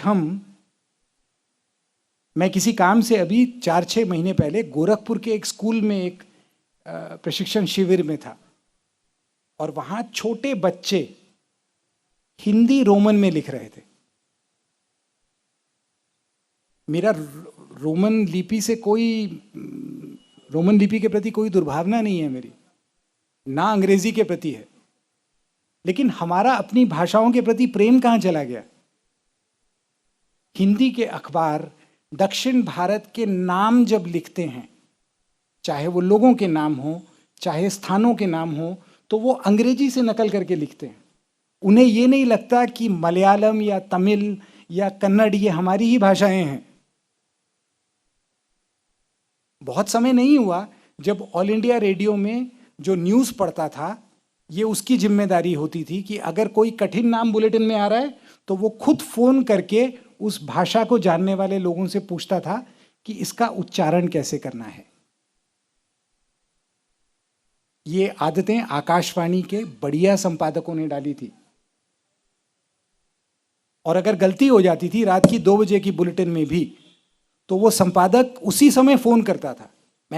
मुझे ऐसे ऑल इंडिया रेडियो के लोगों ने बताया है कि खबर पढ़ के 2 बजे की रात की बाहर निकले और फोन बजा, फोन उठाया तो देवकीनंदन पांडे हैं जो पूछ रहे हैं, मान्यवर इस शब्द का उच्चारण कैसे किया जाता है, और आपने गलती कर दी। आज हम इस अवस्था में आ गए हैं कि हमें टोकने वाले लोग बहुत कम हो गए हैं, और अगर कोई टोकने वाला हो तो हमें लगता है ये हमारा शत्रु है, जबकि सामाजिक जीवन संपादन के बिना चलता नहीं है। हमारे जीवन में संपादन तब शुरू होता है जब कोई हमारा मित्र आके कहता है कि तुम लाल मत पहनो, तुम पे हरा जमता है। संपादन, तुमने ऐसे बात क्यों की उससे, ये कोई तरीका है, ऐसे बात करनी चाहिए थी। संपादन, आज संपादक होने की हड़बड़ी है बहुत से लोगों में, लेकिन जो पहले की संपादन की आदतें थी वो जाती जा रही है, और वो हमारी भाषा में दिखता है। गांधी जी में कितना संपादन है, छोटे वाक्य हों, सीधे वाक्य हों। जब हम अपने लोगों से बात कर रहे हैं तो अपने ज्ञान से उनको आतंकित ना करें, उनसे प्यार से बात करें। ये गायब हो गया हमारे देखते देखते।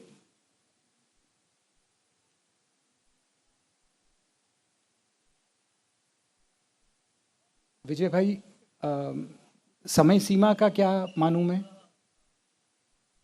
जब मुझे सामने चेहरे अगर उनींदे होते हुए दिखेंगे वहां मैं रोक दूंगा, क्योंकि मुझे आपको अपने ज्ञान से आतंकित नहीं करना है। गांधी जी ने मना किया था कि ऐसा काम नहीं करना चाहिए, अपने लोगों के साथ ऐसी ज्यादती नहीं होनी चाहिए। आप देखिए, ये जो पद्धतियां हैं गांधी जी की,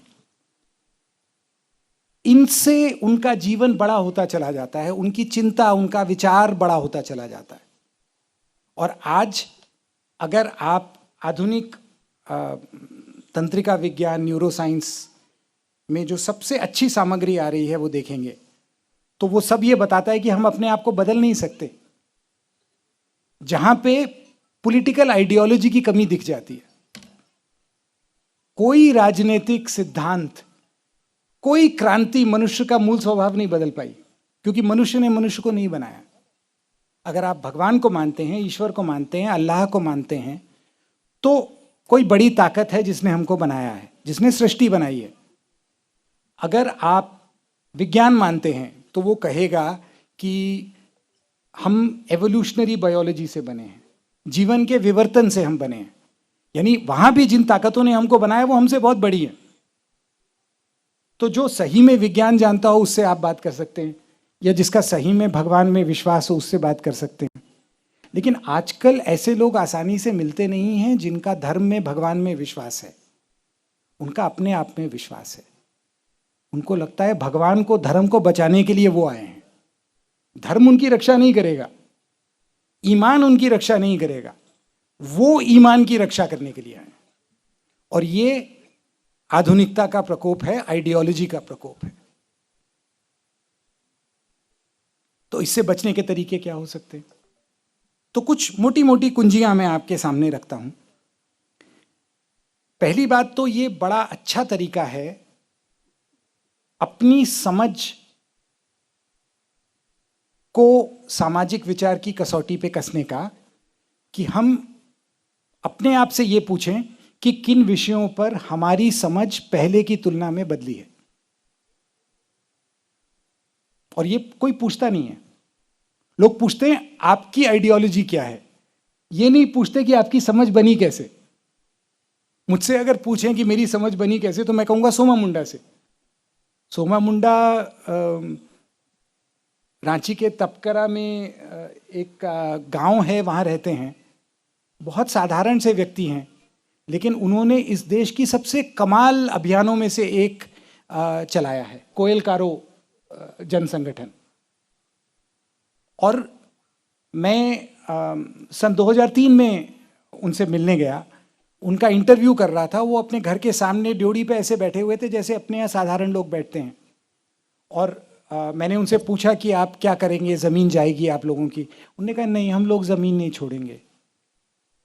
तो मुझे बड़ा अजीब लगा कि ये आदमी ऐसे कैसे बात कर रहा है, इसके पास क्या ताकत है? तो मैंने उनसे कहा भैया आप कैसे रुकेंगे? राज्य आएगा तो वो पुलिस साथ लेकर आएगा। उसके एक दिन पहले मैं झारखंड के पहले मुख्यमंत्री और दूसरे मुख्यमंत्री का इंटरव्यू कर चुका था, और दोनों ने कहा था कि वो बांध तो बना लेंगे। और यहां एक आदमी खाट पे बैठा हुआ कह रहा था नहीं, बांध नहीं बनेगा। तो मैंने पूछा कैसे नहीं बनेगा, पुलिस आएगी। उन्होंने कहा हाँ ठीक है आएगी, गोली चलेगी, चलेगी। तो मैंने पूछा आप क्या करेंगे, तो उन्होंने एकदम से मुझे बताया पिछले साल आई थी, 9 लोग मर गए थे हमारे, हम मुंडा हैं, जमीन नहीं छोड़ेंगे। तो मुझे ये बड़ा अजीब लगा कि इतने विश्वास से कैसे बात कर रहे हैं। तो मैंने उनसे फिर से, पत्रकारों को कुरेदना सिखाया जाता है, जो सामाजिक बातचीत का तरीका एकदम नहीं है। तो मैंने उनको थोड़ा कुरेद के पूछा कि क्या करेंगे। तो उन्होंने कहा अगर अभी पुलिस आ जाए तो हमारा ढोल बजेगा, 5 मिनट में यहाँ 5,000 लोग इकट्ठे हो जाएंगे। और ये सब कहते हुए उनकी आवाज ऊंची नहीं हुई, वो ऐसे बात कर रहे थे जैसे वो भाजी का दाम बता रहे हैं। और उन्होंने कहा कि अभी 5,000 लोग 5 मिनट में इकट्ठे हो जाएंगे और वो सब जान देने के लिए तैयार होंगे। ये स्वतंत्र लोगों का चिन्ह होता है। वो कौन सी मोटर गाड़ी में बैठे हैं, कौन से ब्रांड का फोन इस्तेमाल कर रहे हैं, इससे कोई फर्क नहीं पड़ता। लेकिन मैंने आज तक कोई दूसरा नेता नहीं देखा जो इतने विश्वास से कह दे कि अगर मैंने एक बार कह दिया तो मेरे लोग जान दे देंगे। इतना विश्वास उनके लोगों में है और उनके लोगों ने उनके कहे पे जान दी है। ये विश्वास आइडियोलॉजी पेल पेल के नहीं आता, ये विश्वास अपने लोगों के साथ रह के, उनके वार त्योहार में साथ खड़े रह के, उनके आनंद उल्लास दुख में साथ दे के आता है। उनके लोग उनके लिए जान इसलिए दे सकते हैं क्योंकि उन्हें पता है कि सोमा मुंडा को खरीदने का पैसा आज तक किसी दुनिया की मिंट में छपा नहीं है।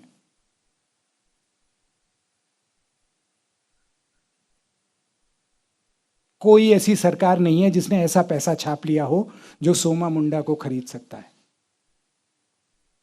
और सोमा मुंडा बात करते हैं तो मुस्कुराते हुए धीरे से शांत ध्वनि में बात करते हैं। मैंने बहुत छोटे छोटे नेताओं को ऐसे बात करते हुए देखा कि ये ठीक से रहना, टेम्पो भर के लड़के अभी आ जाएंगे। और मैंने पाया है विकास की बात ऐसे लोग बहुत करते हैं, सोमा दादा नहीं करते। सोमा दादा ये कहते हैं कि अपनी मिट्टी अच्छी कैसी करनी है, अपने दोस्तों के साथ कैसे रहना है, अपने लोगों की खुशहाली कैसे पानी। यानी वो विचार हमारे बीच में है, वो पद्धतियां भी हमारे बीच में हैं, लेकिन हम ट्यूशन करके, एंट्रेंस एग्जाम देके, नौकरी पाने की हड़बड़ी में इतने बौरा गए हैं कि हमें अपने आसपास ये दिखता नहीं है। जो पागल दौड़ का वर्णन यहां किया हुआ है। तो पहले तो आप अपने आप से ये पूछें कि किन विषयों पर आपकी दृष्टि समय के साथ बदली है और कैसे बदली है। तो आपको जिस पद्धति ने गांधी जी को तैयार किया उस पद्धति का एक हिस्सा मिल जाएगा। एक और सवाल अपने आप से करने लायक है कि कितनी तरह के मित्र हैं आपके, कितनी तरह के लोगों से आपकी बातचीत, आपका लेन देन है, कितने लोगों के साथ बैठ के आप कुछ जलपान कर सकते हैं, उसमें विविधता क्या है।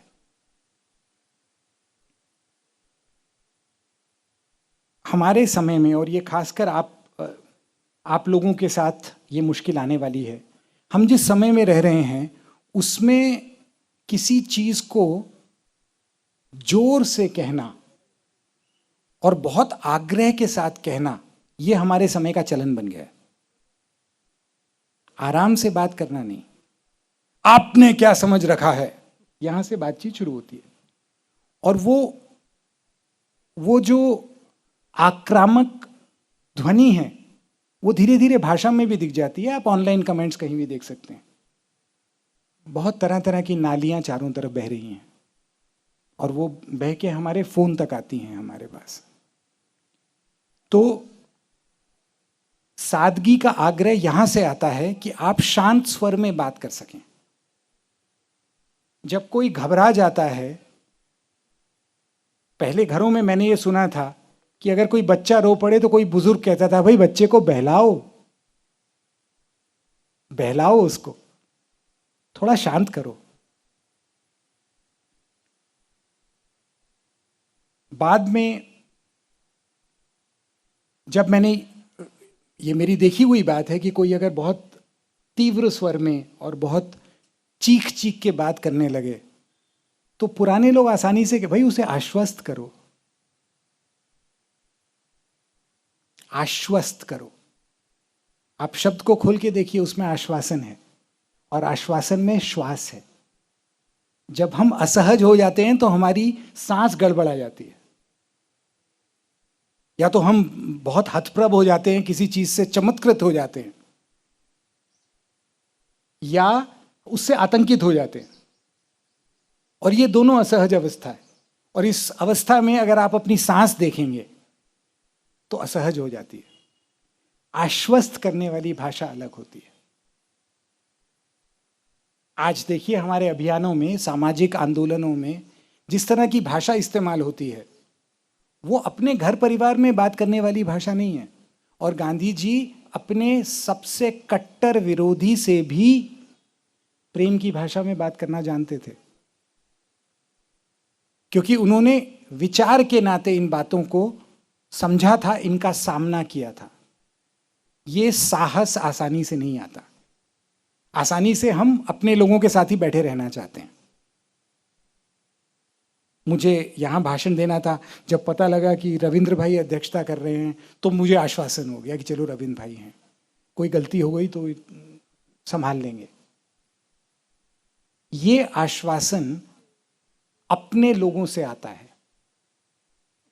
गांधी जी ने पराये लोगों को अपनाने का तरीका निकाला था। पराये लोगों के साथ आश्वस्त रहना, पराये लोगों के साथ अपनेपन का व्यवहार करना। आज हमारे लिए अपने लोगों के साथ अपनेपन से व्यवहार करना कठिन होता जा रहा है। हम उसके लिए कोई नई युक्ति, कोई नई तरकीब खोजने में लगे हैं, क्योंकि हमें अपने लोगों को भी एकदम से बदल के आज की चुनौतियों का सामना करने के लिए तैयार करना है, लेकिन हम अपने आप को नहीं करना चाहते। इसीलिए हमारी भाषा में लोगों को पता लग जाता है कि परुपदेश कुशल बहु तेरे कहाँ हैं। इसीलिए हमारा अपने लोगों के साथ विश्वास नहीं है और आश्वासन नहीं है। लेकिन ये इतनी नाउमीदी भी नहीं है, क्योंकि वो पद्धति तो है हमारे पास। गांधी जी को भी वो पद्धति कहाँ से मिली है? सामाजिक जीवन से मिली है। कितनी बार गांधी जी ने कहा कि मैं जो कर रहा हूँ, जो मेरे मूल्य हैं, वो मेरे समाज के मूल्य हैं, मेरे लोगों के मूल्य हैं, बहुत पहले से हैं। अगर बहुत पहले से हैं तो आज खत्म तो नहीं हो सकते। बस किसी तरह के शोर में उनकी आवाज हमें सुनाई नहीं दे रही है। तो अगर हम वो शोर हटा दें तो हमें अपने लोगों का संगीत सुनाई देगा। संगीत शब्द ही अगर आप ध्यान से देखें तो उसमें संग है, संग है, गीत है। हम अपने लोगों से कैसे बात करने लगे, उसमें गांधी जी दक्षिण अफ्रीका में एकदम पराये लोगों के साथ हैं।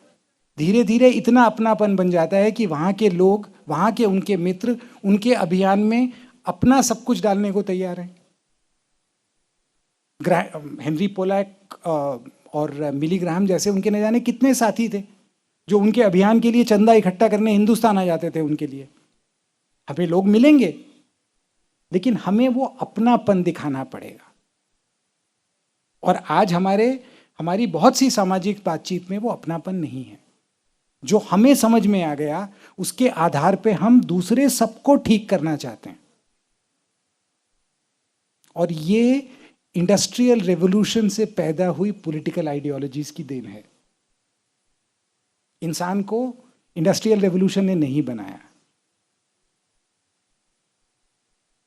इंसान को जिन ताकतों ने बनाया वो इंसान से बहुत बड़ी हैं। और इसीलिए आप उसके जब इस तरह की विचार के रूप देखने शुरू करेंगे तो वो पर्यावरण की बातचीत में भी आ जाएंगे। जो लोग प्रकृति की, वन संरक्षण की बात करते हैं, वो भी ऐसे बात करने लगते हैं कि पृथ्वी को बचाना है, पर्यावरण को बचाना है, हाँ ये बचाना है, वो बचाना है, जिसमें मूल क्या है? विधाता कौन है? हम हैं, हम सब बचा सकते हैं। ये सामाजिक विचार नहीं है। सामाजिक विचार ये कहता है कि जिन्होंने हमको बनाया वो हमसे बड़ी चीजें हैं। और सामाजिक विचार ये भी नहीं है कि हम सब जानते हैं। मैंने पाया, मैं जब छोटा था तब लोगों से बातचीत में ये बहुत सुनने में आता था कि क्या हुआ, राम जाने क्या हुआ, कितने लोग आए थे, अल्लाह जाने कितने लोग आए थे, उन्होंने क्या क्या, रब जाने क्या कहा। क्योंकि लोग बात बात में, साधारण बातों में एक दूसरे को ये बताते थे कि सब जानना मेरी जिम्मेदारी नहीं है, ईश्वर की है। सब जानने का बोझ हम पे कहां से आता है? अंकल आए हैं, पोएम सुनाओ। जो नियंत्रण की शिक्षा है वो हमको ये झूठा आभास देती है कि वी आर इन चार्ज। दुनिया हम बचाएंगे, समाज हम बचाएंगे, देश हम बचाएंगे, पर्यावरण हम बचाएंगे, पृथ्वी तक को हम बचा लेंगे। अभी तक सूरज तक बात नहीं पहुंची, शायद सूरज तक भी पहुंच जाएगी। लेकिन वो जो सूरज को बचाने वाले हैं वो अगर सूरज के पास गए तो उनका क्या होगा ये बताने की जरूरत नहीं है। सूरज का ताप क्या करेगा? पर्यावरण की बहुत सारी बातचीत इस तरह की तकनीकी बातचीत में अटक चुकी है कि साधारण लोगों को बता नहीं सकते। जलवायु परिवर्तन, क्लाइमेट चेंज, इस पे जिस तरह की बातचीत होती है,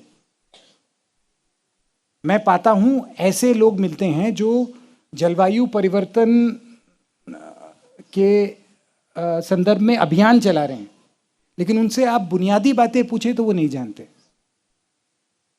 क्योंकि उनको लगता है कि हमको दूसरों को सुधार के दुनिया को ठीक कर लेना है, खुद से वो मेहनत करनी है जिससे वो समझ में आ जाए। ऐसा नहीं है। तो इससे बचने का एक तरीका और ये हो सकता है कि हम जरा अपनी भाषा पे ध्यान दें। कहाँ पे हम खुले मन से जो नहीं जानते वो स्वीकार करके ऐसे लोगों के साथ सहयोग करने को तैयार हैं जो हमारे जैसे नहीं हैं। क्या हम अपने जैसों के ही साथ बैठे रहते हैं? क्या हम दूसरी भाषा के लोगों के साथ रहते हैं? क्या हम में से कितने लोग पिछले 1 साल में ऐसा अनुभव बता सकते हैं जब वे किसी ऐसे स्थान पे थे जहां कोई उनकी भाषा जानने वाला व्यक्ति नहीं था? ये बहुत बड़ा देश है। मैं अगर महाराष्ट्र के ही किसी गांव में थोड़ा दूर चला जाऊं तो हो सकता है वहां कुछ ऐसे लोग हों जो केवल मराठी जानते हैं, लेकिन वो मेरी चेतना से बाहर हैं। मैं उन्हीं लोगों को मानूंगा मनुष्य जो मेरी भाषा बोलते हैं, जो मेरा पहनावा करते हैं, जो का खान पान मेरे जैसा है। तो इससे बचने के हम तरीके निकालें। हम गांधी जी को लैंपपोस्ट की तरह ना उपयोग करें।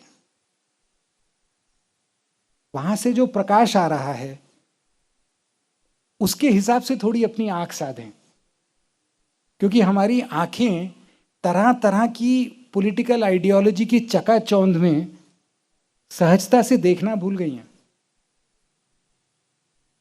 अगर हमको उस तरह से देखना है तो हमें दुनिया में परिवर्तन नहीं करना, हमें थोड़ी देर के लिए अपनी आंख बंद कर लेनी है,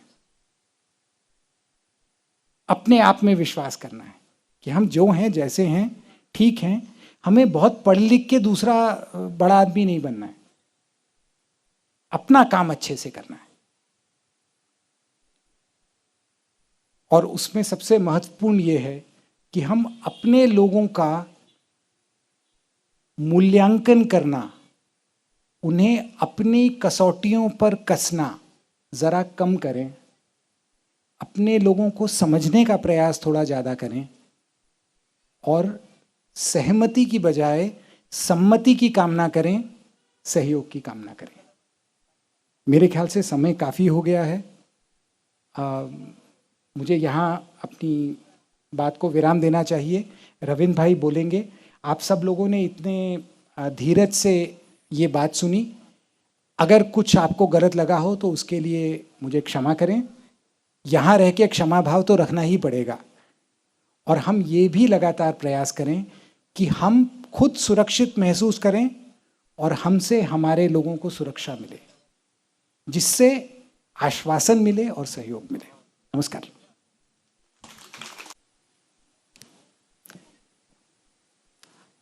आज के कार्यक्रम के आयोजक सेवाग्राम आश्रम प्रतिष्ठान के सभी मित्र, कार्यक्रम के प्रमुख वक्ता मेरे मित्र सोपान जी, मंच पर मौजूद महानुभाव और मेरे मित्रों, आज सबसे पहले मैं बापू के चरणों में अपनी भावभीनी श्रद्धांजलि अर्पित करता हूं। और सोपान जी के बातों को आगे बढ़ाना तो संभव नहीं है, लेकिन उसके आगे बात करूंगा जो कुछ भी है, कि वो जिम्मेदारी मुझ पर आ पड़ी है। जब सोपान जी की बात मैं सुन रहा था तो उन्हीं से जो 2 दिन से चर्चा हो रही थी उसमें से कुछ चीज़ें मुझे याद आई, और मुझे फिर से एक बार ये एहसास हुआ कि विनोबा को लिए बगैर गांधी जी को समझना मुश्किल है। कहीं ना कहीं आधी बात रह जाती है। सोपान जी ने हाल ही में किताब लिखी है अभी आम के ऊपर, जिसकी बहुत चर्चा हो रही है। तो परसों बता रहे थे कि विनोबा जी ने उन्हें कहा था कि कोई भी आम का पेड़ कई सालों तक फल देता है, लेकिन सबसे मधुर, सबसे बेहतरीन फल वो तब देता है जब वो आयु की मध्यावस्था में होता है, शुरू में नहीं, अंत में नहीं। और फिर विनोबा जी ने अपने शैली में कहा होगा कि आदमी के साथ भी ऐसा भी होता है।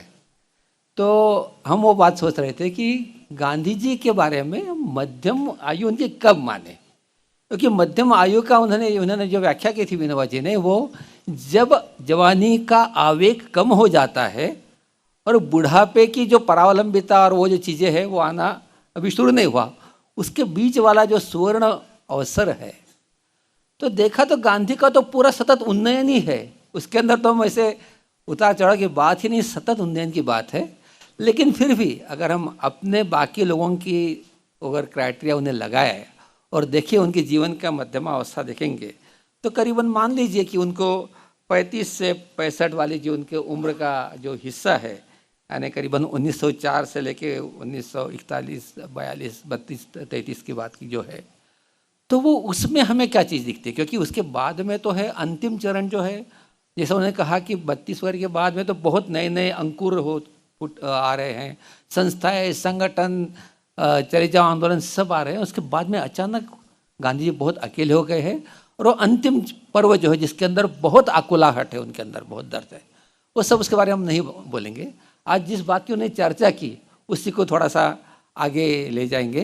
और मुझे लगता है कि हम सब में, मुझे लगता है कि ये मेरा अकेले का दर्द नहीं है, हम सब लोग गांधी जी को आज क्यों नहीं समझ पा रहे हैं। यही बात होता है कि हमारी पीढ़ी, हमारे पहले वाली पीढ़ी कहीं ना कहीं गांधी जी को समझने में मुश्किलें हो जाती है। तो मुझे लगा कि वो जो बात कही है कि मुझे फिर से विनोबा याद आते कि विनोबा ने कहा था कि मैं तो निकला था, मेरे दिमाग में युवा था तब 2 चीज़ें थे, एक थी क्रांति और दूसरा था अध्यात्म। तो मैं सोच रहा था मैं कलकत्ता चले जाऊं और क्रांति के रास्ते पे जाऊं, या वाराणसी में जाके अध्यात्म को अपनाऊं। और करते गए कि वाराणसी में गए, लेकिन उन्होंने फिर उनको ऐसा पता लगा कि और वहाँ पर वो आए, वर्धा में आए, तो उन्हें पता चला कि यहाँ पर वाराणसी और कलकत्ता दोनों यहाँ पर है। गांधी के चरणों में क्रांति की जो ओजस्विता है, तेज है, वो भी है, और अध्यात्म की जो शांति वो भी यहाँ पर मिलेगी, इसलिए विनोबा यहाँ पर आए। तो गांधी जी के बारे में बार बार कहा जाता है, जो एक चीज़ मुझे लगा कि मुझे दादा धर्माधिकारी जी ने बताया था, तो उन्होंने कहा था ये जो है ना, ये क्रांतिकारी संत था। तो ये हमेशा मुझे लगता था कि ये क्या चीज़ है भैया। ये पहले तो मैं आरएसएस के बैकग्राउंड से आता था, तो मुझे लगता था कि ये तो गलत ही है, क्रांतिकारी अलग होता है, संत अलग होता है, दोनों इकट्ठा कैसे हो सकते हैं। और इसलिए गांधी को मैं बहुत नफरत भी करता था।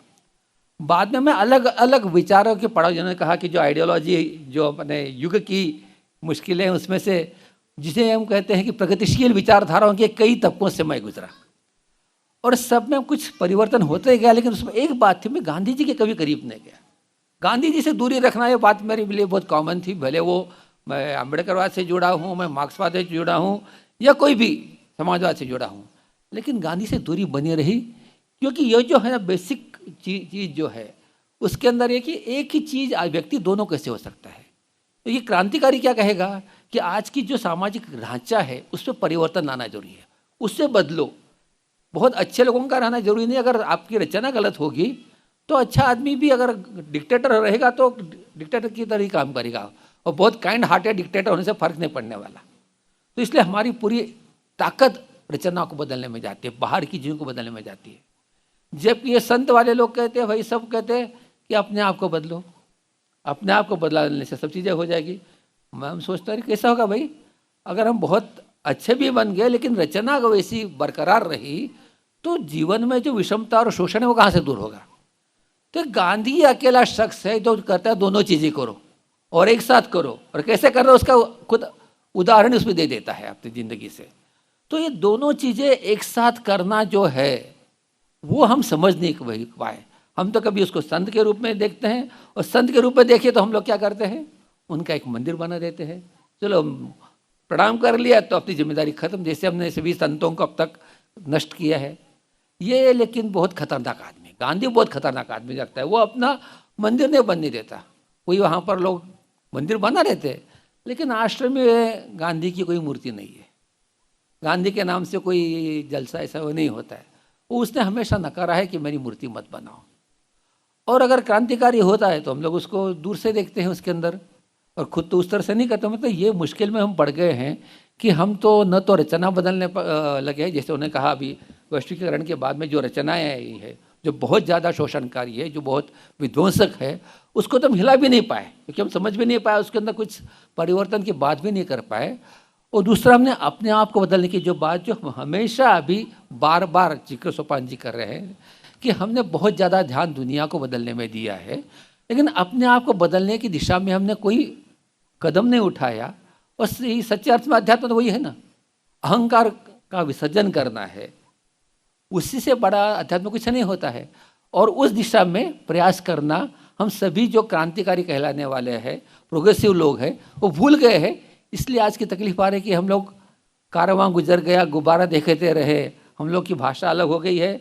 लोग तो राम मंदिर की ईंटें लेकर जश्न मना रहे हैं, और हमें लगा कि अरे हमने तो भाईचारे की बात की थी। हम बाबर जो जिस अयोध्या में कई तरह की मंदिरों के लिए जगह बड़े बड़े सुल्तानों ने और मुस्लिम सरदारों ने दी है, जहाँ पर लोग भाईचारे से अब तक भी रह रहे हैं, वहाँ पर ये कुछ हो रहा है और हम कुछ नहीं कर पा रहे। वो हमारी छटपटाहट है क्योंकि हम लोगों से जुड़ नहीं पा रहे, उनकी भाषा से दूर हो गए हैं, और हम अपने आप को एक छोटे से ककून में हमने अपने आप को कैद करके रखा है। तो मुझे बार ये लगता है इसके अंदर कि ये जो पड़ाव, अगर थोड़े से इनकी बात को उदाहरण में अगर हम वो बीच वाला पड़ाव देखते हैं जो उन्होंने कहा 1906 से 1909 वाला है, उसमें सिर्फ दो चीज़ें मैं कहूँगा कि आज हम बिल्कुल ही हमारे समझ में आती है कि वो बहुत ही अलग चीज़ है जो कोई नहीं कर पाया।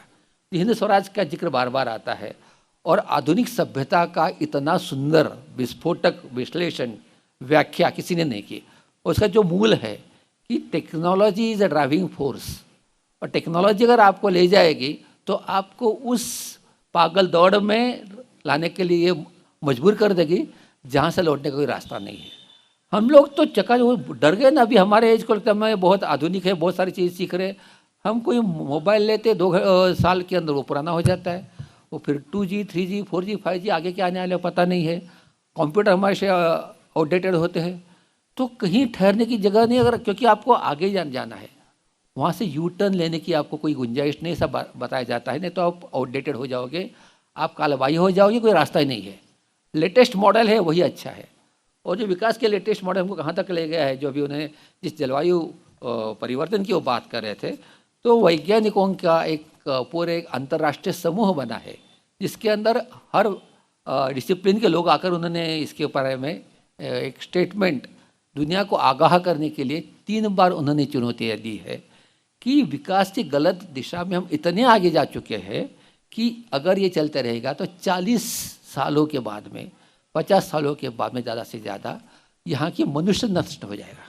मुझे वो बात कह रहे थे कि पृथ्वी बचाने की बात तो आती नहीं है, पृथ्वी को हम बचा नहीं सकते, वो तो बिल्कुल सही है कि पृथ्वी को बचाना हमारे लिए संभव नहीं है। परिवर्तन, सवाल है कि हम अपने आप को बचा सकते हैं क्या, मानव को बचा सकते हैं क्या? तो हम तो अपने आप नष्ट हो ही जाएंगे। ये सब होने के बाद में उन्होंने 2 बार ये अपनी ये सावधानी का इशारा बार बार दिया है, लेकिन हम है कि हम किसी भी दिशा में मुड़ने के लिए, सोचने के लिए भी तैयार नहीं है। 7 मानी जाती है कि अलग अलग डेडलाइंस है जिसे हमें क्रॉस नहीं करना है। 7 में से 4 डेडलाइन हम क्रॉस कर चुके हैं और उसको साइंटिफिक भाषा में बोलने की जरूरत नहीं, हम लोग भुगत है ना। सितंबर महीने में नवरात्रि में बारिश किसने देखी थी? सोयाबीन का क्या हाल हो गया, उसके पहले उन्होंने कुछ 10 साल पहले रिपोर्ट में लिखा था, हमने ध्यान नहीं दिया और अभी हम लोग भुगत रहे हैं कि अगले 20 सालों में महाराष्ट्र के, जिन्हों महाराष्ट्र सरकार को रपट मिली है कि महाराष्ट्र के जो 3 नगदी चीज़ें हैं, क्रॉप्स है, गन्ना, सोयाबीन और कपास, खत्म हो जाएंगे। ये तो बिल्कुल है, किसान भी ये जानता है और साइंटिस्ट भी ये कहते हैं, लेकिन जिस दिशा में जा रहे उससे हम आगे नहीं जा रहे। 1 डिग्री का फर्क आ गया है, उससे इतना फर्क हुआ है कि हमारा जो पास में रायलसीमा है वहाँ पर कुआं जब खोदते तो 15 फीट पर पानी लगता था, वहाँ पर साल में अभी 3 महीने रेत की आंधी चलती है, सिर्फ रेत की आंधी चलती है। तो पूरा जो खेत है वो रेत से और रेगिस्तान हो रहा है और पूरा खेत के अंदर रेती फैल रही है। 2 साल पहले अपने मराठवाड़ा में पूरे गर्मी के दिनों में ओले पड़े थे, ओले पड़ रहे थे। तो ये जो चीज़ें हो रही है तो वो तो हमारे सामने सीधे सीधे आ रही है, लेकिन फिर भी हम उसके कारणों की चर्चा नहीं करते, उसमें नहीं जाते। हम अभी भी चल रहे कि हम उन्हीं लीडरों को वोट देंगे जो हमारे लिए विकास के नए सपने लाएंगे। अब हमारे नए आमदार कहेंगे अभी तो वो जलसा शुरू होने वाला है, वो सभी यहाँ पर मत्था टेकने के लिए आ जाएंगे। तो मैं पहले सभी राजनेताओं को विनम्र निवेदन है कि आप कृपया इधर मत्था टेकने मत आइए, क्योंकि वो जो होगा ना, ये इससे कुछ फर्क नहीं पड़ने वाला है। गांधी जो बोल रहे हैं उसकी पूरी गलत दिशा में आप जाओगे। आपकी श्रद्धा अगर होगी तो मैं कहूँगा ये बहुत जागरूक देवस्थान है। अगर देव मानते हो भगवान धन, वो आपको शाप दे देगा, क्योंकि आप जो कर रहे हैं आज लोगों को, आप क्या कर रहे हैं? लेक लाड़की के नाम पे आप लोगों को भिखारी बना रही है। 1,500 रुपये के लिए हमारे पर अच्छी अच्छी औरतें, कमाने वाली सरकारी कर्मचारी औरतें झूठा बयान लिख के दे रही कि मैं बेसहारा हूँ, क्योंकि 1,500 रुपये सरकार से मिले हमको। जिस गांधी ने लोगों से कहा था कि तुम नेता लोग, तुम लोक सेवक हो, यहाँ का नायक यहाँ के लोग हैं, और हम अपना पूरा भूमिका भुलाकर याचक बन गए हैं कि भाई इसी पार्टी को चुना कर लाओ ताकि 1500 रुपये हमको आगे मिलते जाएंगे।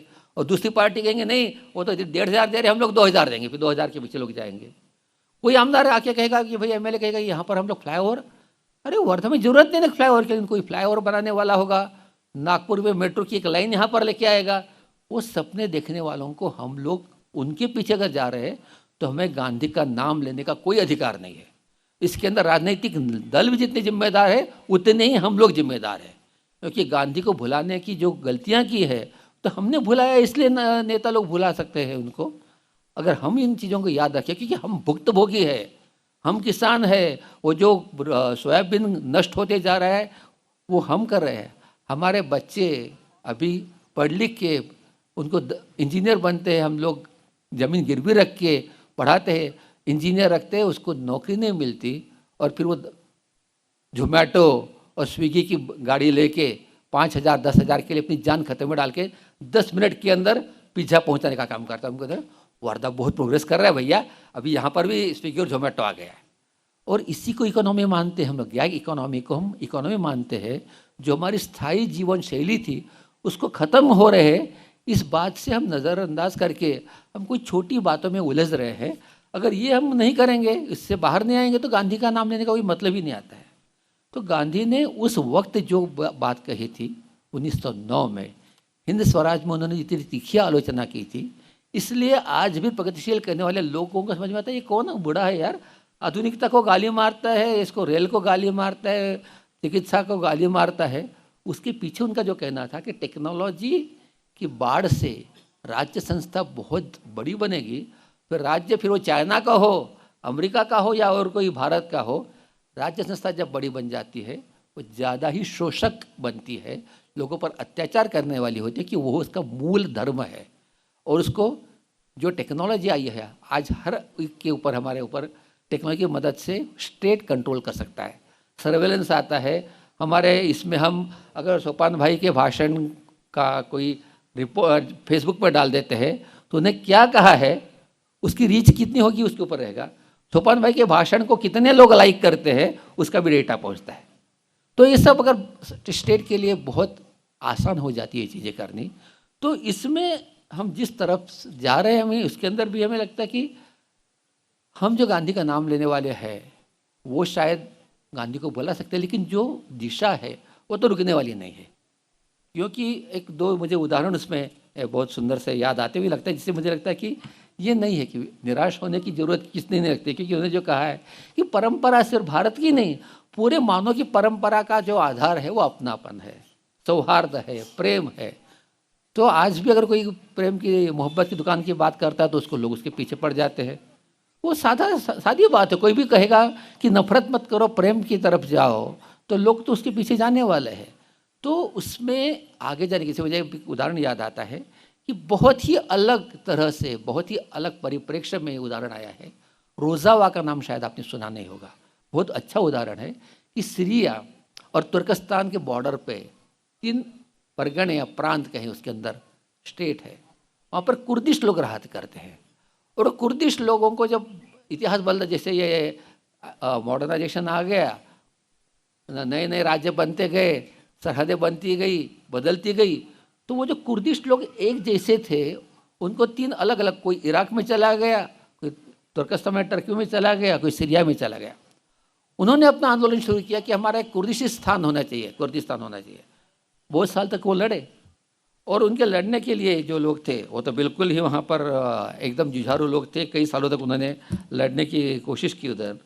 ओकेलान नाम का उनका जो एक नेता था, वो आज की भाषा में कहा जाए तो भारत में जो कहें ना नक्सलवादी लोग, मार्क्सिस्ट, लेनिनिस्ट, माओइस्ट जिसे कहते हैं, उस तरह में विश्वास करने वाला था। उसके गुरु जो बुकचिन थे, उसने कुछ उनकी किताबें पढ़ी, और वो आंदोलन लेते लेते अब यहाँ तक आ गया है कि उन्हें कहा भैया अगर हम अलग से स्टेट भी बनाएंगे तो उससे क्या होगा। हमको एक आर्मी बनानी पड़ेगी जो कोई सीरिया से लड़ेगी, कोई इराक से लड़ेगी, कोई तुर्किस्तान से लड़ेगी। तो हम एक नए स्टेट की डिमांड ये नहीं करते। अगर ये कुछ बनेगा इलाका, there will be porous borders, हम लोग आए जाएं ये सब करेंगे उसके अंदर। अभी शायद रक्षा के लिए, आत्मरक्षा के लिए शायद हमें बंदूक रखनी पड़ेगी, लेकिन जो रचना उन्होंने की है वो तो सोचेंगे, हम तो कहेंगे यार उन्हें कब पढ़ा होगा गांधी, पता नहीं। उन्हें कहा कि उसका यूनिट रहेगा कम्यून। कम्यून से ऊपर की नगर पालिका, नगर पालिका के ऊपर एक कोई छोटा प्रांत है, उसके ऊपर एक छोटा सा देश है, 30-40-50 लाख लोगों की आबादी है, उसके अंदर इस तरह का स्ट्रक्चर बनेगा। और जहाँ तक हो सके निर्णय सर्वसम्मति से होगी, क्योंकि जो कम्यून बनेगा उसी तरह से हर चीज़ बनेगी। और जितने अलग अलग तरह के लोग वहाँ पर, खासकर माइनॉरिटी, वो सभी का उसके अंदर प्रतिनिधित्व रहेगा। स्त्री और पुरुष दोनों के प्रतिनिधि समान संख्या में रहेंगे, और उनका जो मत बनेगा उसी के अनुसार निर्णय होंगे। वो नीचे से लेकर ऊपर तक निर्णय वैसे हो जाएंगे। वहाँ पर प्राइवेट प्रॉपर्टी पर रोक नहीं लगेगी, लेकिन स्ट्रक्चर ऐसा रहेगा कि जितने नेचुरल रिसोर्सेस है उन सब पर कम्युनिटी का अधिकार रहेगा, और कोई भी कानून करके आपस से छीन नहीं सकते। तो ये जो बात है, जो पर्यावरण पूरक की बात है, वो सहमति की बात है, वो प्रेम की बात है, वो सबको साथ में ले जाने को माइनॉरिटी के रुझान की बात है, ये सब जो गांधी की बातें हैं वो सब के सब उस प्रयोग में आज हमें दिखाई देते हैं। दुर्भाग्य से इतनी सारी पत्रिकाओं में पढ़ता हूँ, उसके बारे में शायद ही कहीं पढ़ने को मिले। कि मुझे लगता है कि बहुत अद्भुत प्रयोग दुनिया में हो रहा है कि जो बंदूक से लेके, माओ लेनिन से लेके शुरू हुई थी यात्रा उस आदमी की, लेकिन उसे समझ में आया कि किस दिशा में हमें जाना है, तो भी अगर इस दिशा में जाता है। पैलेस्टाइन और इजराइल, दूसरा उदाहरण मुझे याद आता है कि वहाँ पर हम लोग कितने लोग मारे गए। वो एक तो खबर है, आती नहीं है, आती है तो फिल्टर होके आती है। कहते हैं कि ये कैसे हमास वाले कैसे बदमाश है, या पैलेस्टाइन वाले कितने खूंखार है, इस तरह की बातें आती है। और चल रही है, 30,000 40,000 लोग मारे गए हैं, छोटे छोटे बच्चे मारे जा रहे हैं, ये भी खबर आती है।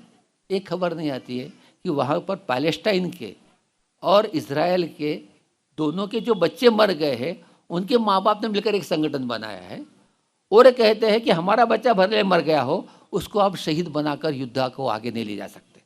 उन्हें सिग्नेचर कैंपेन चलाते हैं और दूसरे इसमें जाके लोगों से बात करते हैं कि आपके बच्चे को इधर मत भेजो, उसको मिलिटेंट मत बनने दो। मेरा बच्चा तो गया ठीक है, लेकिन इस युद्ध को रोकना होगा, क्योंकि उन्होंने कहा हमारा रिश्ता उस तरफ के माँ बाप से भी है, क्योंकि हमारा दर्द एक ही है। सभी माँ बाप के लिए अपना युवा बच्चा खोना ये बहुत बड़ा दर्द हो सकता है, और कोई आइडियोलॉजी और कोई स्टेट उससे बड़ा नहीं है। ये कहने वाले लोग माइनॉरिटी में है, लेकिन ये गांधी की असली संतान है। गांधी का नाम लेने वाले आज हम लोग हैं, उनकी कुजात संतान है।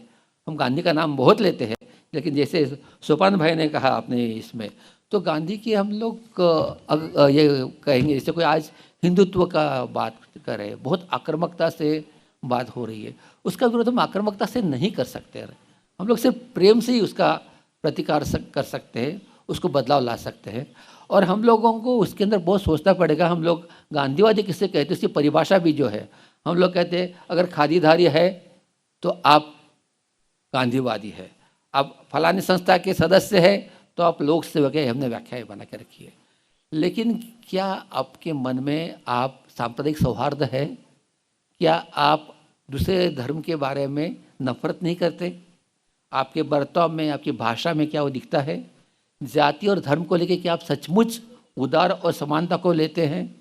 इस बात को कहीं क्राइटेरिया नहीं आता है उसके अंदर। तो हम लोग बाहरी चीज़ों में बहुत अटक जाते हैं, भाषा परिभाषा में अटक जाते हैं।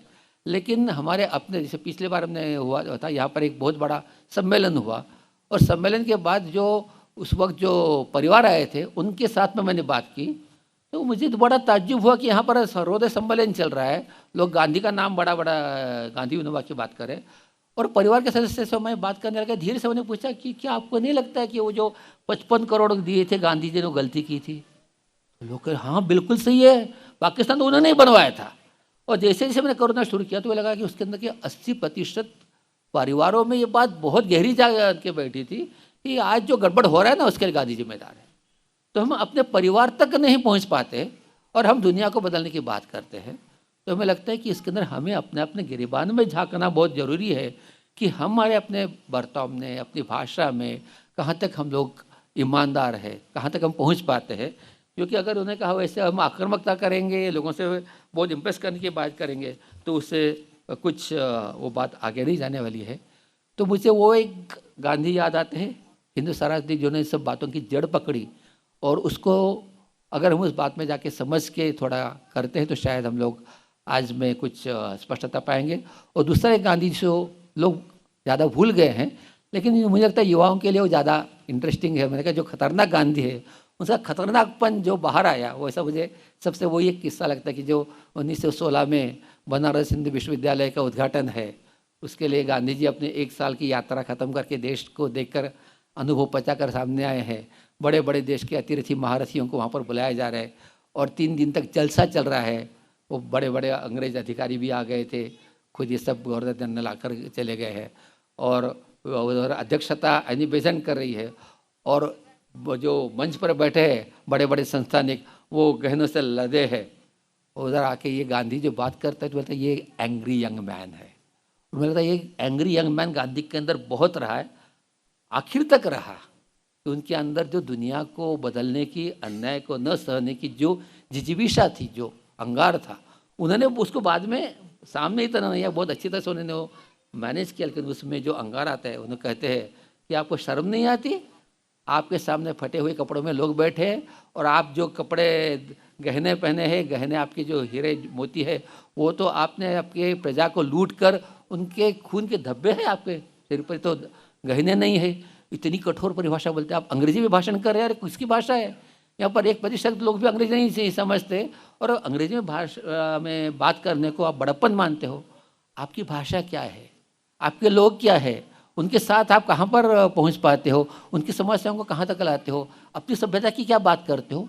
ये सवाल इतने तीखे सवाल करते हैं कि आनी बेदन उठकर चली जाती है।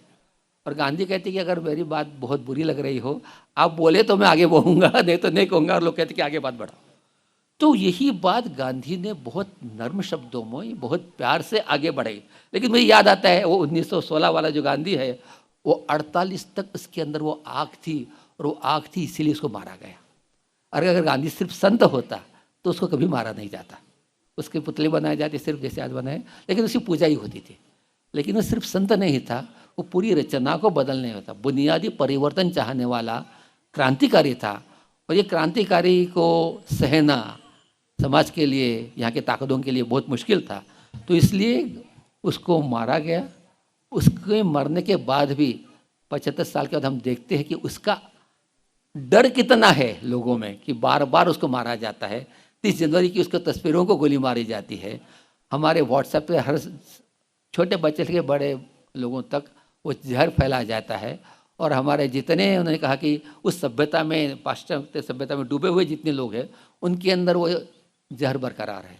सबसे ज़्यादा जहरीले लोग हमारे आज समाज में है तो हमारी पीढ़ी के है, जो डॉक्टर है, इंजीनियर है, वो IITs में पढ़े हैं, बड़े बड़े फॉरेन में, अलग देशों में जाकर आए हैं।